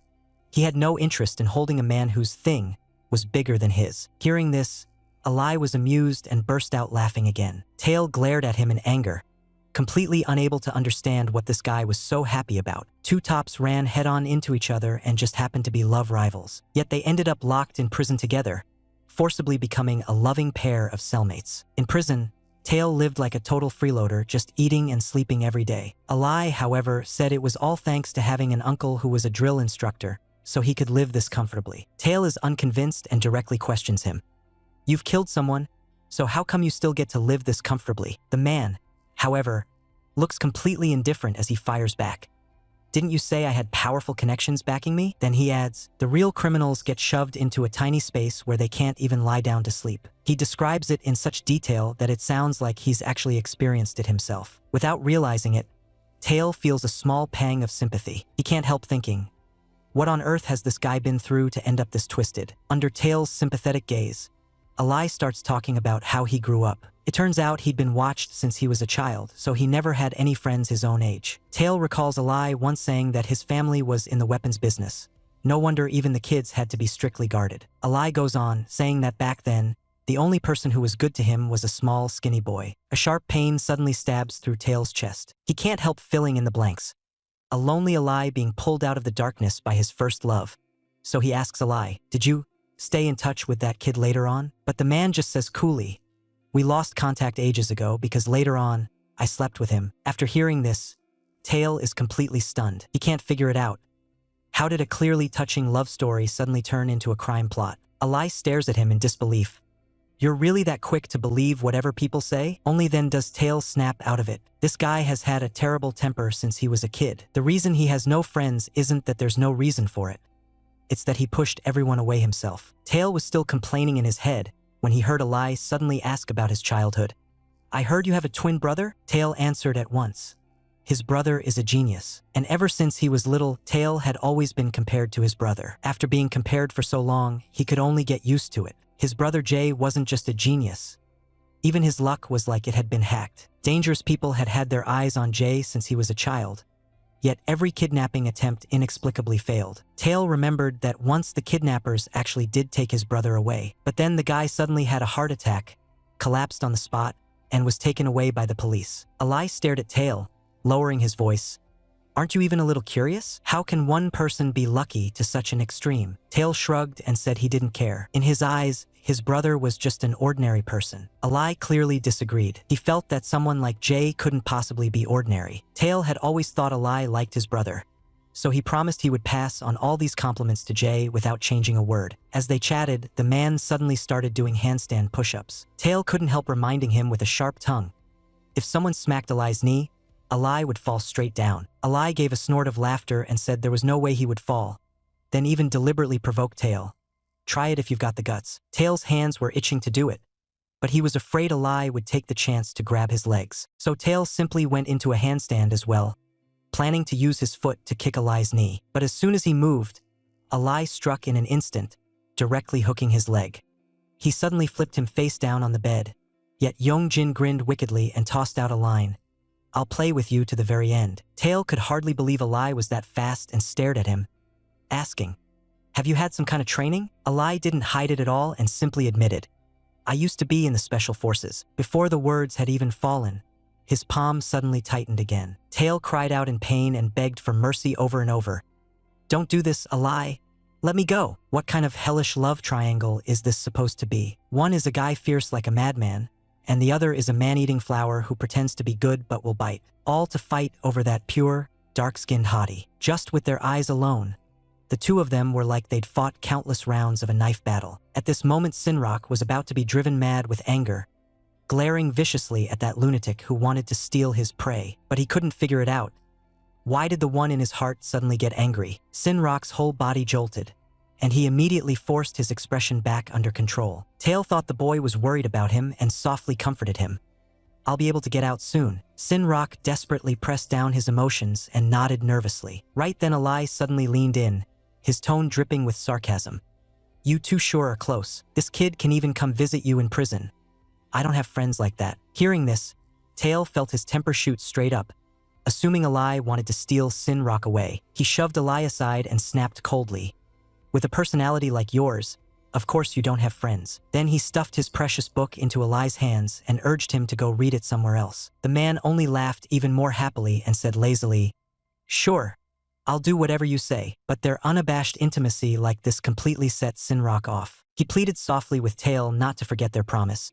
But Tail had no idea what was really on Sinrock's mind. In the end, Tail even reluctantly said goodbye to the one he loved. Just as he was about to eat, Alai suddenly asked, Are you really that afraid I'll steal him away? Sullenly, Tail admitted it, saying Sinrock was too cute, that anyone who saw him would like him. After he finished speaking, he looked up at Alai and had to admit to himself, this man was very attractive. It felt like as long as Alai got serious, he could easily get whatever he wanted, and Sinrock would be no exception. The more Tail thought about it, the heavier his heart grew. Yet Alai chose this exact moment to provoke him.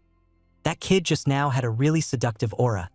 I reacted the moment I saw him. If I really got him, what would you do? Tail was suddenly stunned, and his mood instantly plunged to rock bottom. In Tail's eyes, Sinrock was not an object. If Sinrock liked someone else, Tail simply wouldn't be able to stop him. Then he set his chopsticks down. He reminded Alai, as long as he kept to the agreement and didn't use forceful means, then he wouldn't step in. Alai smiled lightly and praised Tail for being very smart. But Tail shot back irritably.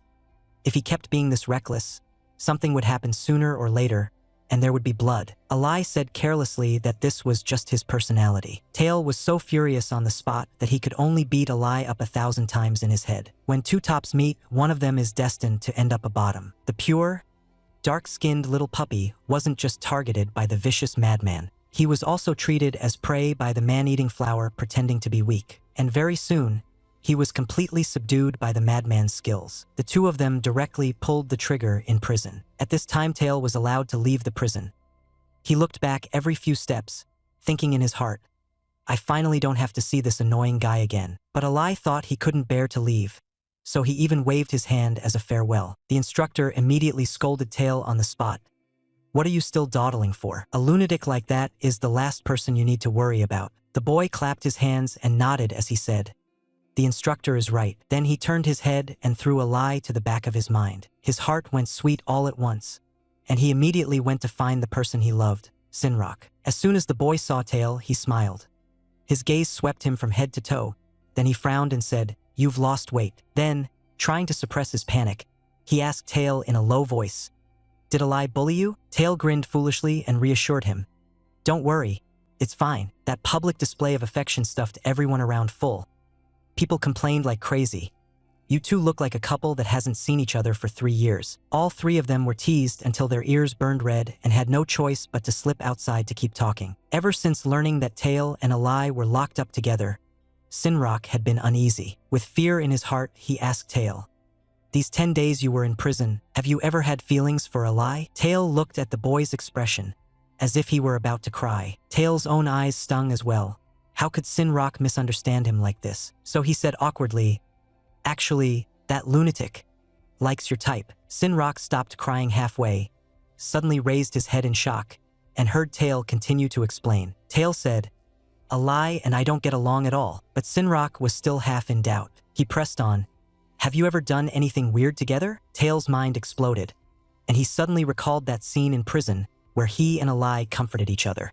He stammered for a long time, and the more he explained, the more it sounded like he was making things up, which only made Sinrock more suspicious. Sinrock's gaze suddenly darkened as he forced the question, What exactly did you two do? Tail's whole body jolted. For the first time, he clearly felt danger closing in, but he still foolishly tried to reassure himself. this is just Sinrock being angry. Just as he was about to step forward to hug the boy and comfort him a little, Sinrock suddenly lunged at him and directly pinned him in place with his questions. The boy's aggrieved yet stubbornly cute expression made Tail's heart ache unbearably. So Tail forcibly pushed down that strange feeling. He only wanted to comfort Sinrock first. In order to snatch a partner, those two lunatic attackers did things that completely shattered his worldview. They left the pure-hearted Tail utterly dumbfounded. He even suffered from insomnia for a whole month. After being released, Tail went back to the dorm wanting to finally get a good night's sleep, but he had just fallen asleep when he was jabbed awake by something cold and hard. He looked up and saw his teammate Wilrio so furious he was about to explode, yelling at him, "You sure know how to enjoy yourself. Not only do you drink my water, you also sleep in my bed. Do you think you're Snow White or something?" Annoyed, Tail simply pushed Wilrio away and snapped back that he was a violent dwarf, one that would have even Snow White running for her life. Those words completely set Wilrio off.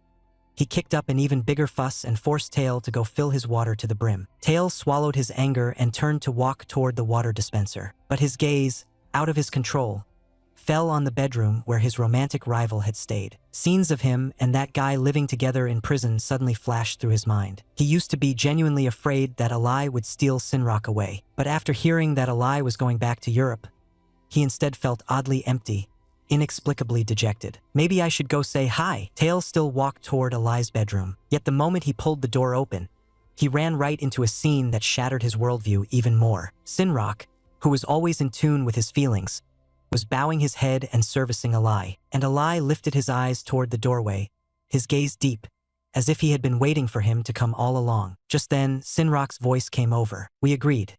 From now on, you're not allowed to lay a hand on Tail again." Alai stared at the doorway, the corner of his lips quirking up in a nasty smile. "Sure, you're the one who came to me on your own. I just wanted a taste. Besides, I was never interested in that kid to begin with." Tail froze on the spot, his chest tightening, and he almost rushed over to pull the two of them apart. But this was a decision Sinrock had made for himself, and Tail had absolutely no right to interfere. Looking at Alai's mocking face, Tail felt a chill sweep through his heart in an instant. Then, without saying a word, he turned around and walked out of the room. After everything that had happened, he had long since subconsciously regarded Alai as a friend. But in that man's eyes, Tail was only Sinrock's suitor, or rather, he was that foolish nephew of Instructor Young, or else the younger brother of genius boy Young Jae. In everyone's eyes, he was just a foil at the protagonist's side.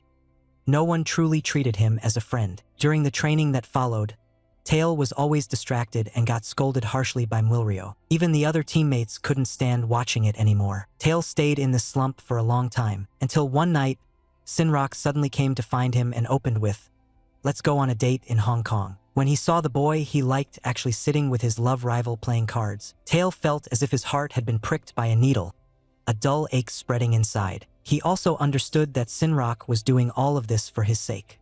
He likewise wanted to pretend he hadn't seen anything and keep dating the boy, but he still couldn't help feeling sad. So Tail went to Hong Kong as agreed, but at a glance he saw that Sinrock's face was pale, and he looked so haggard it was frightening. Tail panicked on the spot and hurriedly urged the boy to go rest. Sinrock, however, said it was fine, that it was just the first date and he was a bit nervous. Hearing this, Tail stopped overthinking it and just wanted to spend a romantic day with Sinrock and then welcome a wonderful night. But he never imagined things would turn out like this.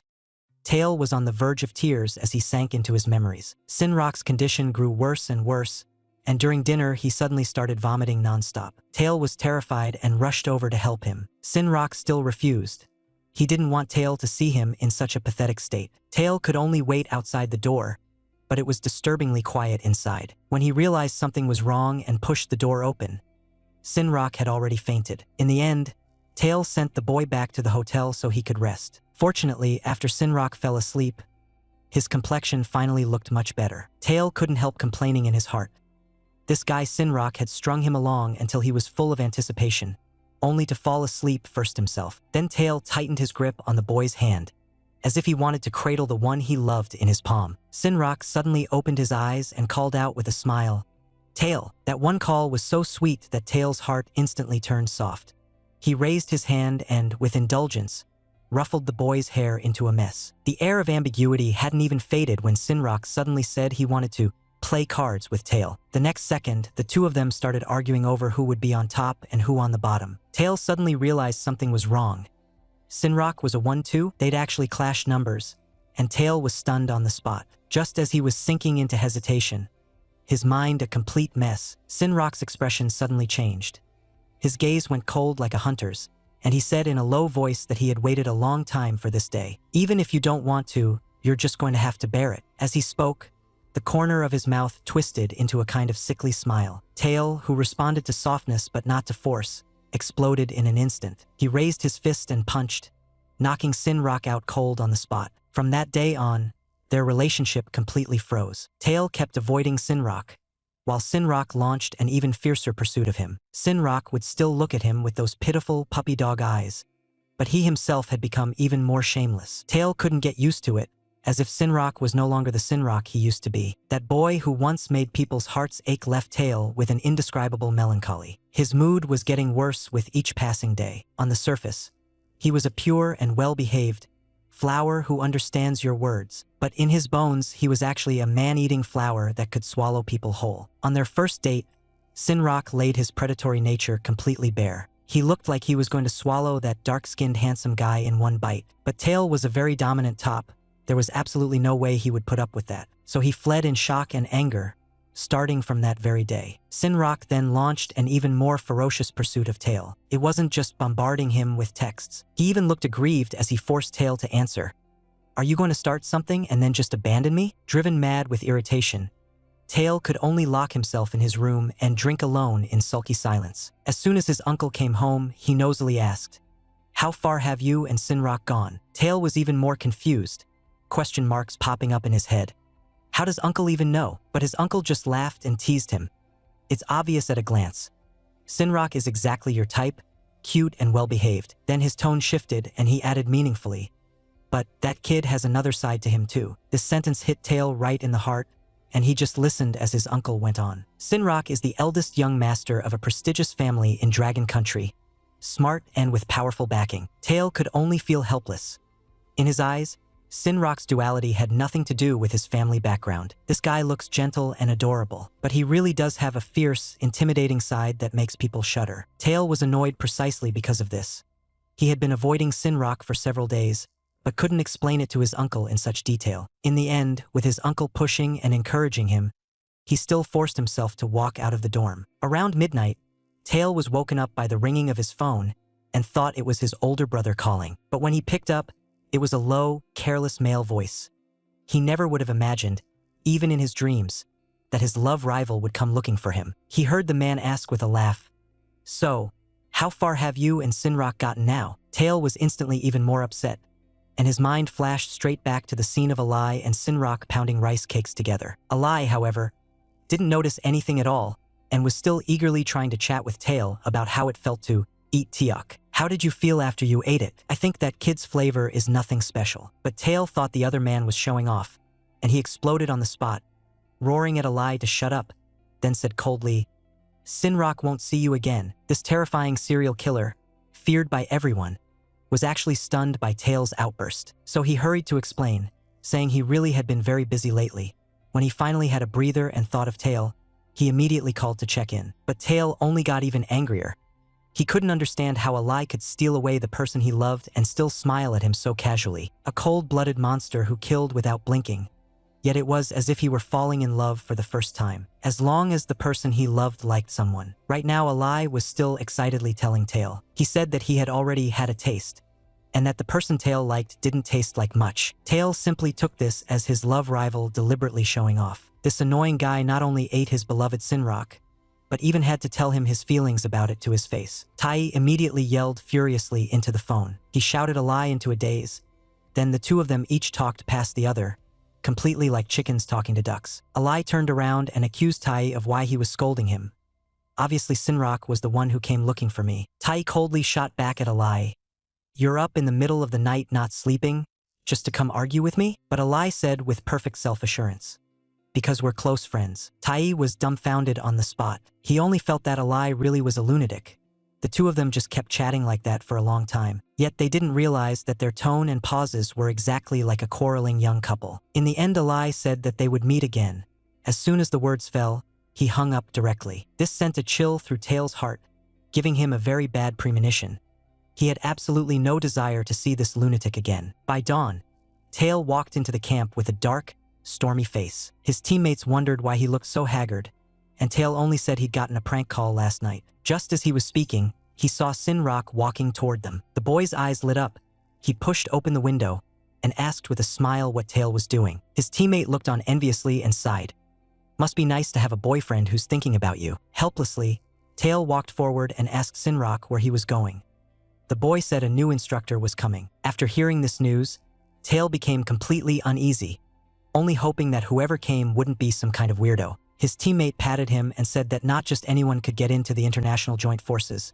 Well, except for Tail, who'd gotten in through the back door. His teammate was still grinning and joking around. Tail shoved him away on the spot and urged Sinrock to hurry up and get to work. The boy lifted a sweet smile, as if reluctant to part, and slowly said goodbye to him. Tail was instantly bewitched, his heart pounding without stopping, and the heart that had cooled down was warmed again. But the next second he could only sigh. He and Sinrock had clashing numbers.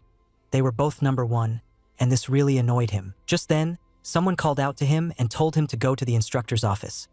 Tail recognized him at a glance as Guard Kong, the aide who always stayed by his uncle's side. Whenever this man showed up, it basically never meant anything good. Sure enough, the moment he entered the instructor's office, he heard that he was being appointed as a junior instructor and would assist the new instructor with training matters. The new instructor was the young master of an arms-dealing family, a lunatic who killed without batting an eye. Everyone hated him, but no one dared to provoke him. Yet the simple-minded Tail could still hop around in front of him. So those old, scheming generals put their heads together. They simply sent Tail to the killer's side to be his partner. After a few days, the military doctor was already exhausted to the point of falling apart. Meanwhile, Tail kept sending more and more injured men to the infirmary. Ever since this madman Yaoi became an instructor, the soldiers had come to hate him to the extreme. Some soldiers couldn't hold back anymore and talked back to him in public. Yaoi seemed to have been waiting for this moment for a long time and immediately ordered them out to get some practice in. The result was that the infirmary was instantly packed to bursting. Tail irritably looked at the room full of wounded people. He not only had to clean up Yaoi's mess, he also had to endure his teammates' hatred and be ostracized by them. He was almost being crushed by depression to the point he couldn't breathe. Just then, his boyfriend Sinrock walked over with a clearly unhappy face, frowning as he told him not to smoke so much. The moment he saw Sinrock, Tail felt a sudden ache in his chest. He really hadn't seen Sinrock for a long time. He only heard Sinrock ask in a sarcastic tone, "I see you're always with Yaoi. You two get along pretty well, huh?" Tail didn't think too much of it and only complained that he was about to be worn out lately. Sinrock lowered his head without saying anything, his eyes turning red, as if he were about to cry in the next second. Tail suddenly felt even more wronged. Clearly, the one who should be crying was him. In the next second, Sinrock started sobbing, blaming Tail for looking at him like that, as if he had done something wrong. Unfortunately, that was exactly what Tail couldn't resist. His heart softened, and he immediately tried to soothe him and tell him not to cry. Sinrock kept his head down and slowly poured out his dissatisfaction. "Ever since that guy showed up, you've been glued to him, making me feel like the third wheel between you two." The words had barely left his mouth when he suddenly looked up and directly forced a kiss on him. Tail's face flushed red in an instant, and he froze on the spot. Tail 的眼泪一颗一颗往下掉，啪嗒啪嗒。Tail panicked on the spot, his heartbeat going completely out of control. He hurriedly explained. It was only because of work that he had no choice but to follow behind Yaoi. But in his heart, the only one he liked was Sinrock. Hearing this confession, Sinrock finally stopped crying. He lifted his head and said he wanted to play cards with Tail and take the final step. Tail immediately hesitated, but he was also a number 1. Seeing Tail's unwilling face, Sinrock only felt that the "I like you" from just now had been a complete lie. He glared fiercely at this heartless man, while Tail only felt he was being wronged to death. The next second, Sinrock turned around and ran, and Tail reached out his hand as if trying to grab onto something, shouting loudly for the one he loved.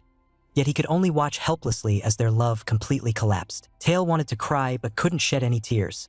He had no idea how things had come to this point. Tail, who only wanted to lie flat and muddle through his days, was not only thrown straight into the troops for training by his uncle, but was also forcibly promoted to instructor within 2 months. On top of that, he had to assist a newly appointed drill officer. Tail was almost so angry he could cry. He simply did not want to be any kind of instructor. The news quickly spread throughout the unit. His teammates mocked him to his face, saying he was a despicable guy who had climbed up by relying on his uncle. Tail could only swallow his grievances, but what happened next completely exceeded his expectations. When he heard that the newly appointed drill officer was that cold-blooded ally who killed without blinking, he instantly became the target for everyone's resentment. Tail hid in the bathroom, his brows furrowed so tightly they were twisted into a knot. He didn't even dare imagine having to see that hateful love rival every single day from now on. The intensive training soon began.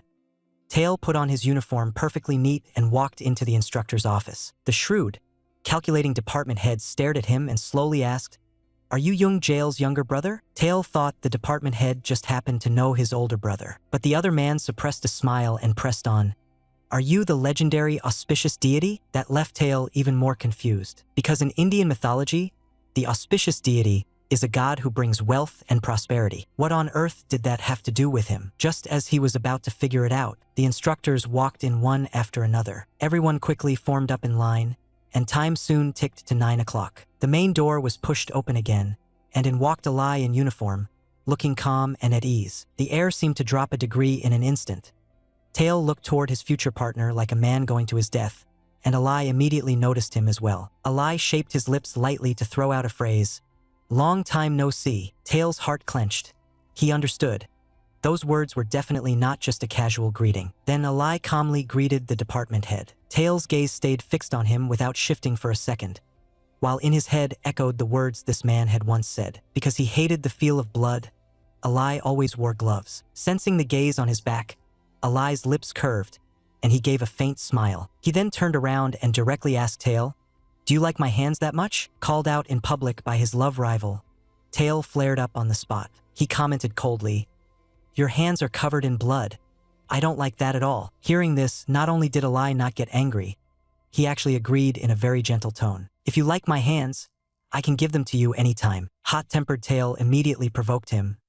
"Then give me those gloves. They'd be nice to look at." No one expected Yaoi to take off his gloves at once and hand them straight to Tail. Everyone around was stunned and all turned to look at this scene. Sinrock's face turned ashen, his jealousy almost impossible to hide. Tail's uncle, however, gave a meaningful smile at this moment. After he became an inseparable partner with that madman who kills without batting an eye, Tail was treated as a traitor by his teammates and directly ostracized. Even the person he loved accused him of being indecisive. Tail couldn't help sighing in his heart.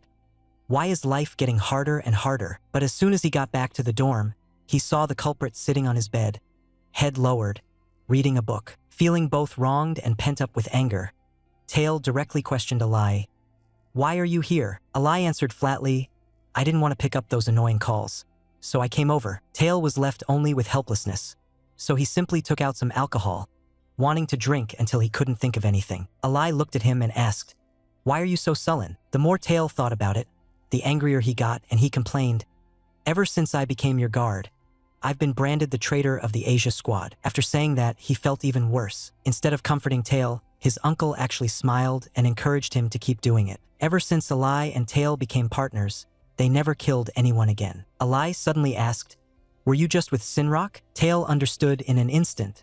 This guy had overheard his conversation with Sinrock. The man immediately grew interested. "You two are moving so fast. How come you still haven't gone all the way?" Tail, both aggrieved and angry, said he had almost been pinned down by Sinrock, only to find out later that the two of them were both tops. After hearing this, Yaoi burst out laughing and even deliberately teased Tail. "You'd better not use any forceful methods, or you'll scare that kid away." Tail snapped back irritably that he would never do that. He'd much rather take things step by step. Yaoi stopped teasing him. His tone sank as he said, with meaningful weight, "Sinrock is very ambitious. I didn't expect that, for the sake of Lucky Star, he would actually take the initiative to throw himself at you." Hearing this, Tail suddenly remembered that the minister had also called him Lucky Star, so Tail asked directly what exactly that meant. Yaoi casually revealed the secret circulating in the military. Turns out Tail is his brother Jay's Lucky Star. Tail was even more baffled. So everyone just treats him like a good luck mascot? Alai said calmly that he had no interest in that kind of talk. What he was more curious about was where those people who received good fortune would end up in the end. Hearing this, Tail raked his fingers through his hair in irritation, only feeling that this was nothing but rumor. Then Tail said he was going to rest, clearly trying to drive Alai away. But the man suddenly leaned in and asked in a low voice, "Why does the smell of smoke on you feel so familiar?" Before he finished speaking, he reached his hand over. Tail was so frightened that he stepped back again and again, hurriedly begging for mercy, saying he shouldn't have secretly taken Alai's cigarettes. But before he could finish speaking, the lunatic suddenly clapped a hand over his mouth, and the man leaned into his ear with a smile and warned, "Don't say it, otherwise it wouldn't be fun, and besides, he just happened to want a reason to go play cards." Tail's eyes suddenly went wide, and only then did he understand what Alai actually came here to do. The pure, naive boy had just been shaken off by his crush a second ago. The next second, he was completely devoured by his love rival. At this moment, Tail's brain practically crashed on the spot. That love rival who killed without batting an eye even confessed, saying he often dreamed of him in Europe. The scenes of them playing cards in prison were described by him as if they were good buddies playing Battlefield together. The more Tail listened, the more wrong it sounded. Is this how good friends play? But he had no time to think it through, as he was dragged off by this lunatic to fold bedsheets. In that moment, Tail began to reflect on himself, annoyed that he had been tricked by Alai once again. Right after, he suddenly remembered what that guy had said. He said he was older brother Jong Jis Lucky Star, someone who could bring his brother good fortune. But before his brother disappeared, he said he wanted to cut their red string and go live an ordinary person's life. Could it be that his brother already knew about the Lucky Star thing? Just how much did his brother actually know? Tail thought about it, but still couldn't come up with an answer. And it was just then, as he was walking back toward the dormitory, he ran head-on into the person he liked, Sinrock. There was obvious hurt and sadness in the boy's eyes, which made Tail's heart soften. So he went up like a total pushover, saying he wanted to help Sinrock carry the boxes. The boy rejected him outright, saying that this bit of weight was nothing. Besides, I was admitted to the joint forces with the top score. There's nothing wrong with either my strength or my intelligence. Tail froze on the spot. He hadn't expected Sinrock, who looked so cute, to have actually gotten in as the top scorer. No wonder his uncle had said he had a big contrast, so this was what he meant. Just then, Sinrock suddenly started crying, his voice soft and full of grievance. He said he never should have listened to his elders and joined the logistics department in the first place. If he'd gone to be an instructor, he would have been able to stay with Tail. The more the boy spoke, the more upset he became, and Tail panicked in an instant, only able to clumsily comfort the person he liked. "Don't cry." At this moment, Uncle walked out of the office. He coldly ordered Sinrock to hurry up and move the stuff and stop crying. And behind Uncle followed Alai. The man swept his gaze over with open contempt. Sinrock immediately put away that pitiful look, his eyes turning hard as he glared right back. The next second, he turned to leave as if all his strength had been drained, and Tail's chest ached at once. Right then and there, Tail voiced his displeasure to his uncle. "How can you talk like that? Sinrock is already crying this hard. It's really pitiful." But Uncle didn't waver at all, and even smiled darkly as he told Tail to go help him move the boxes. Tail was so angry his whole body went tense, glaring at the two people in front of him. At the same time, he was puzzled as to why Alai kept staring at him. Alai spoke with a note of sighing emotion. He hadn't expected Tail and Sinrock to still be tangled up until now. Hearing this, Tail immediately grew wary and directly warned Alai.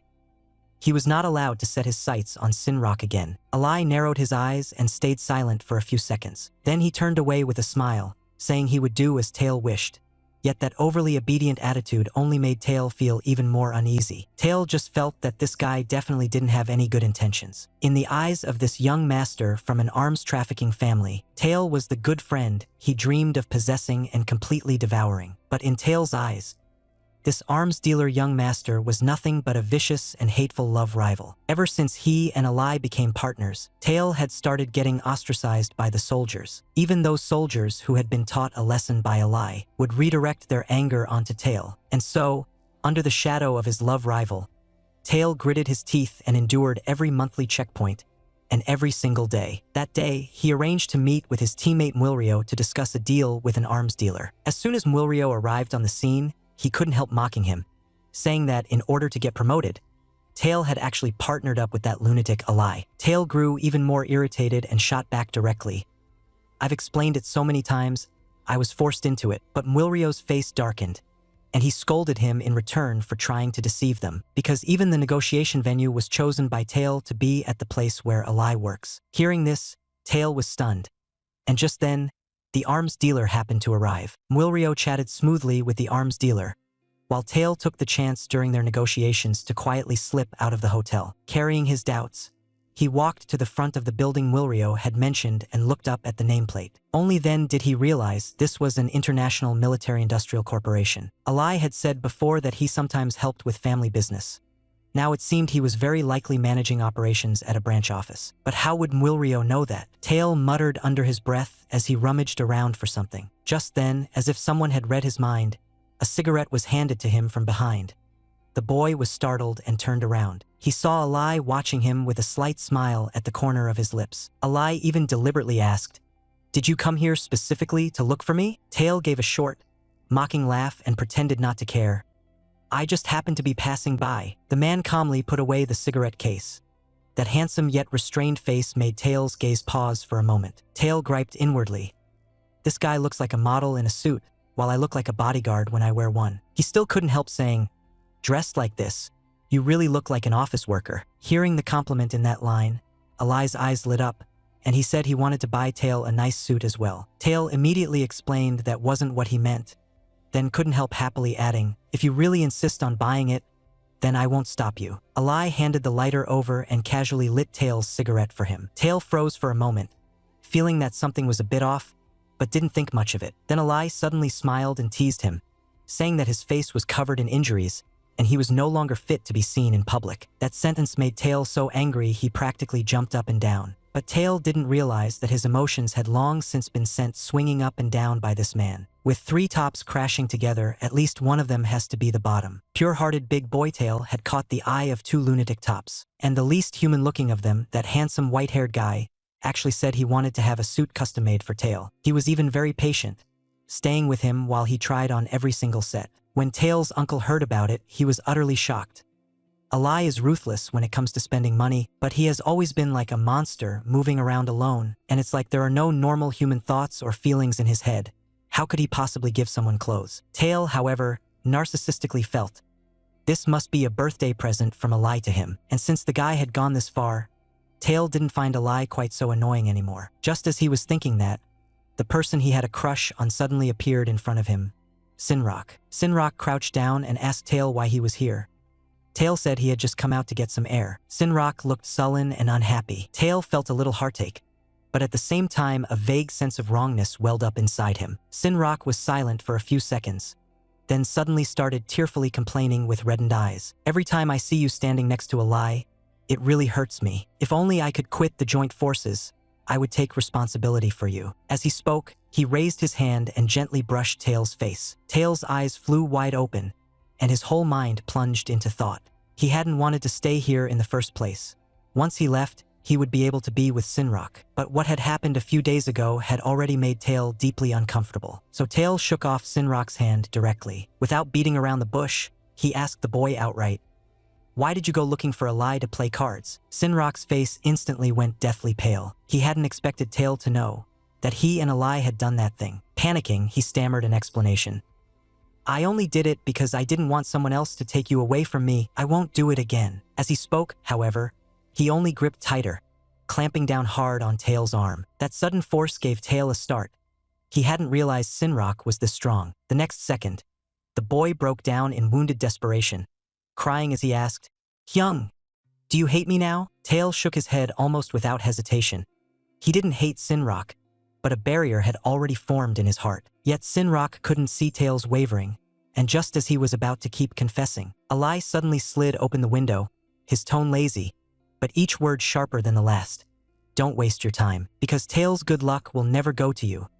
It will only go to his older brother, Jong Ji." Sinrock was detonated on the spot, gritting his teeth as he recited Alai's name, hissing like a viper pressed to the ground. Tail turned back in confusion, but the next second he was chilled with shock.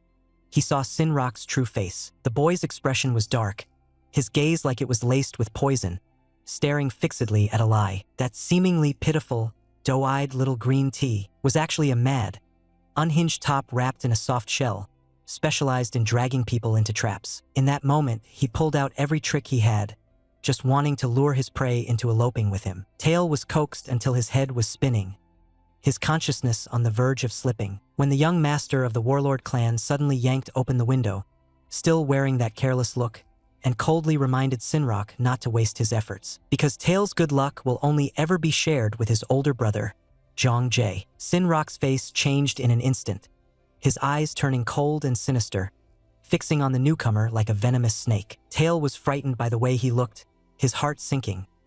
This boy had suddenly become very unfamiliar. Then Sinrock stood up, his tone impatient, and directly asked Alai why he was here. Alai said he had only come to smoke a cigarette, but ended up listening to a love story along the way. Sinrock clenched his teeth, wishing he could tear apart this lunatic who was fighting him for his prey, right then and there.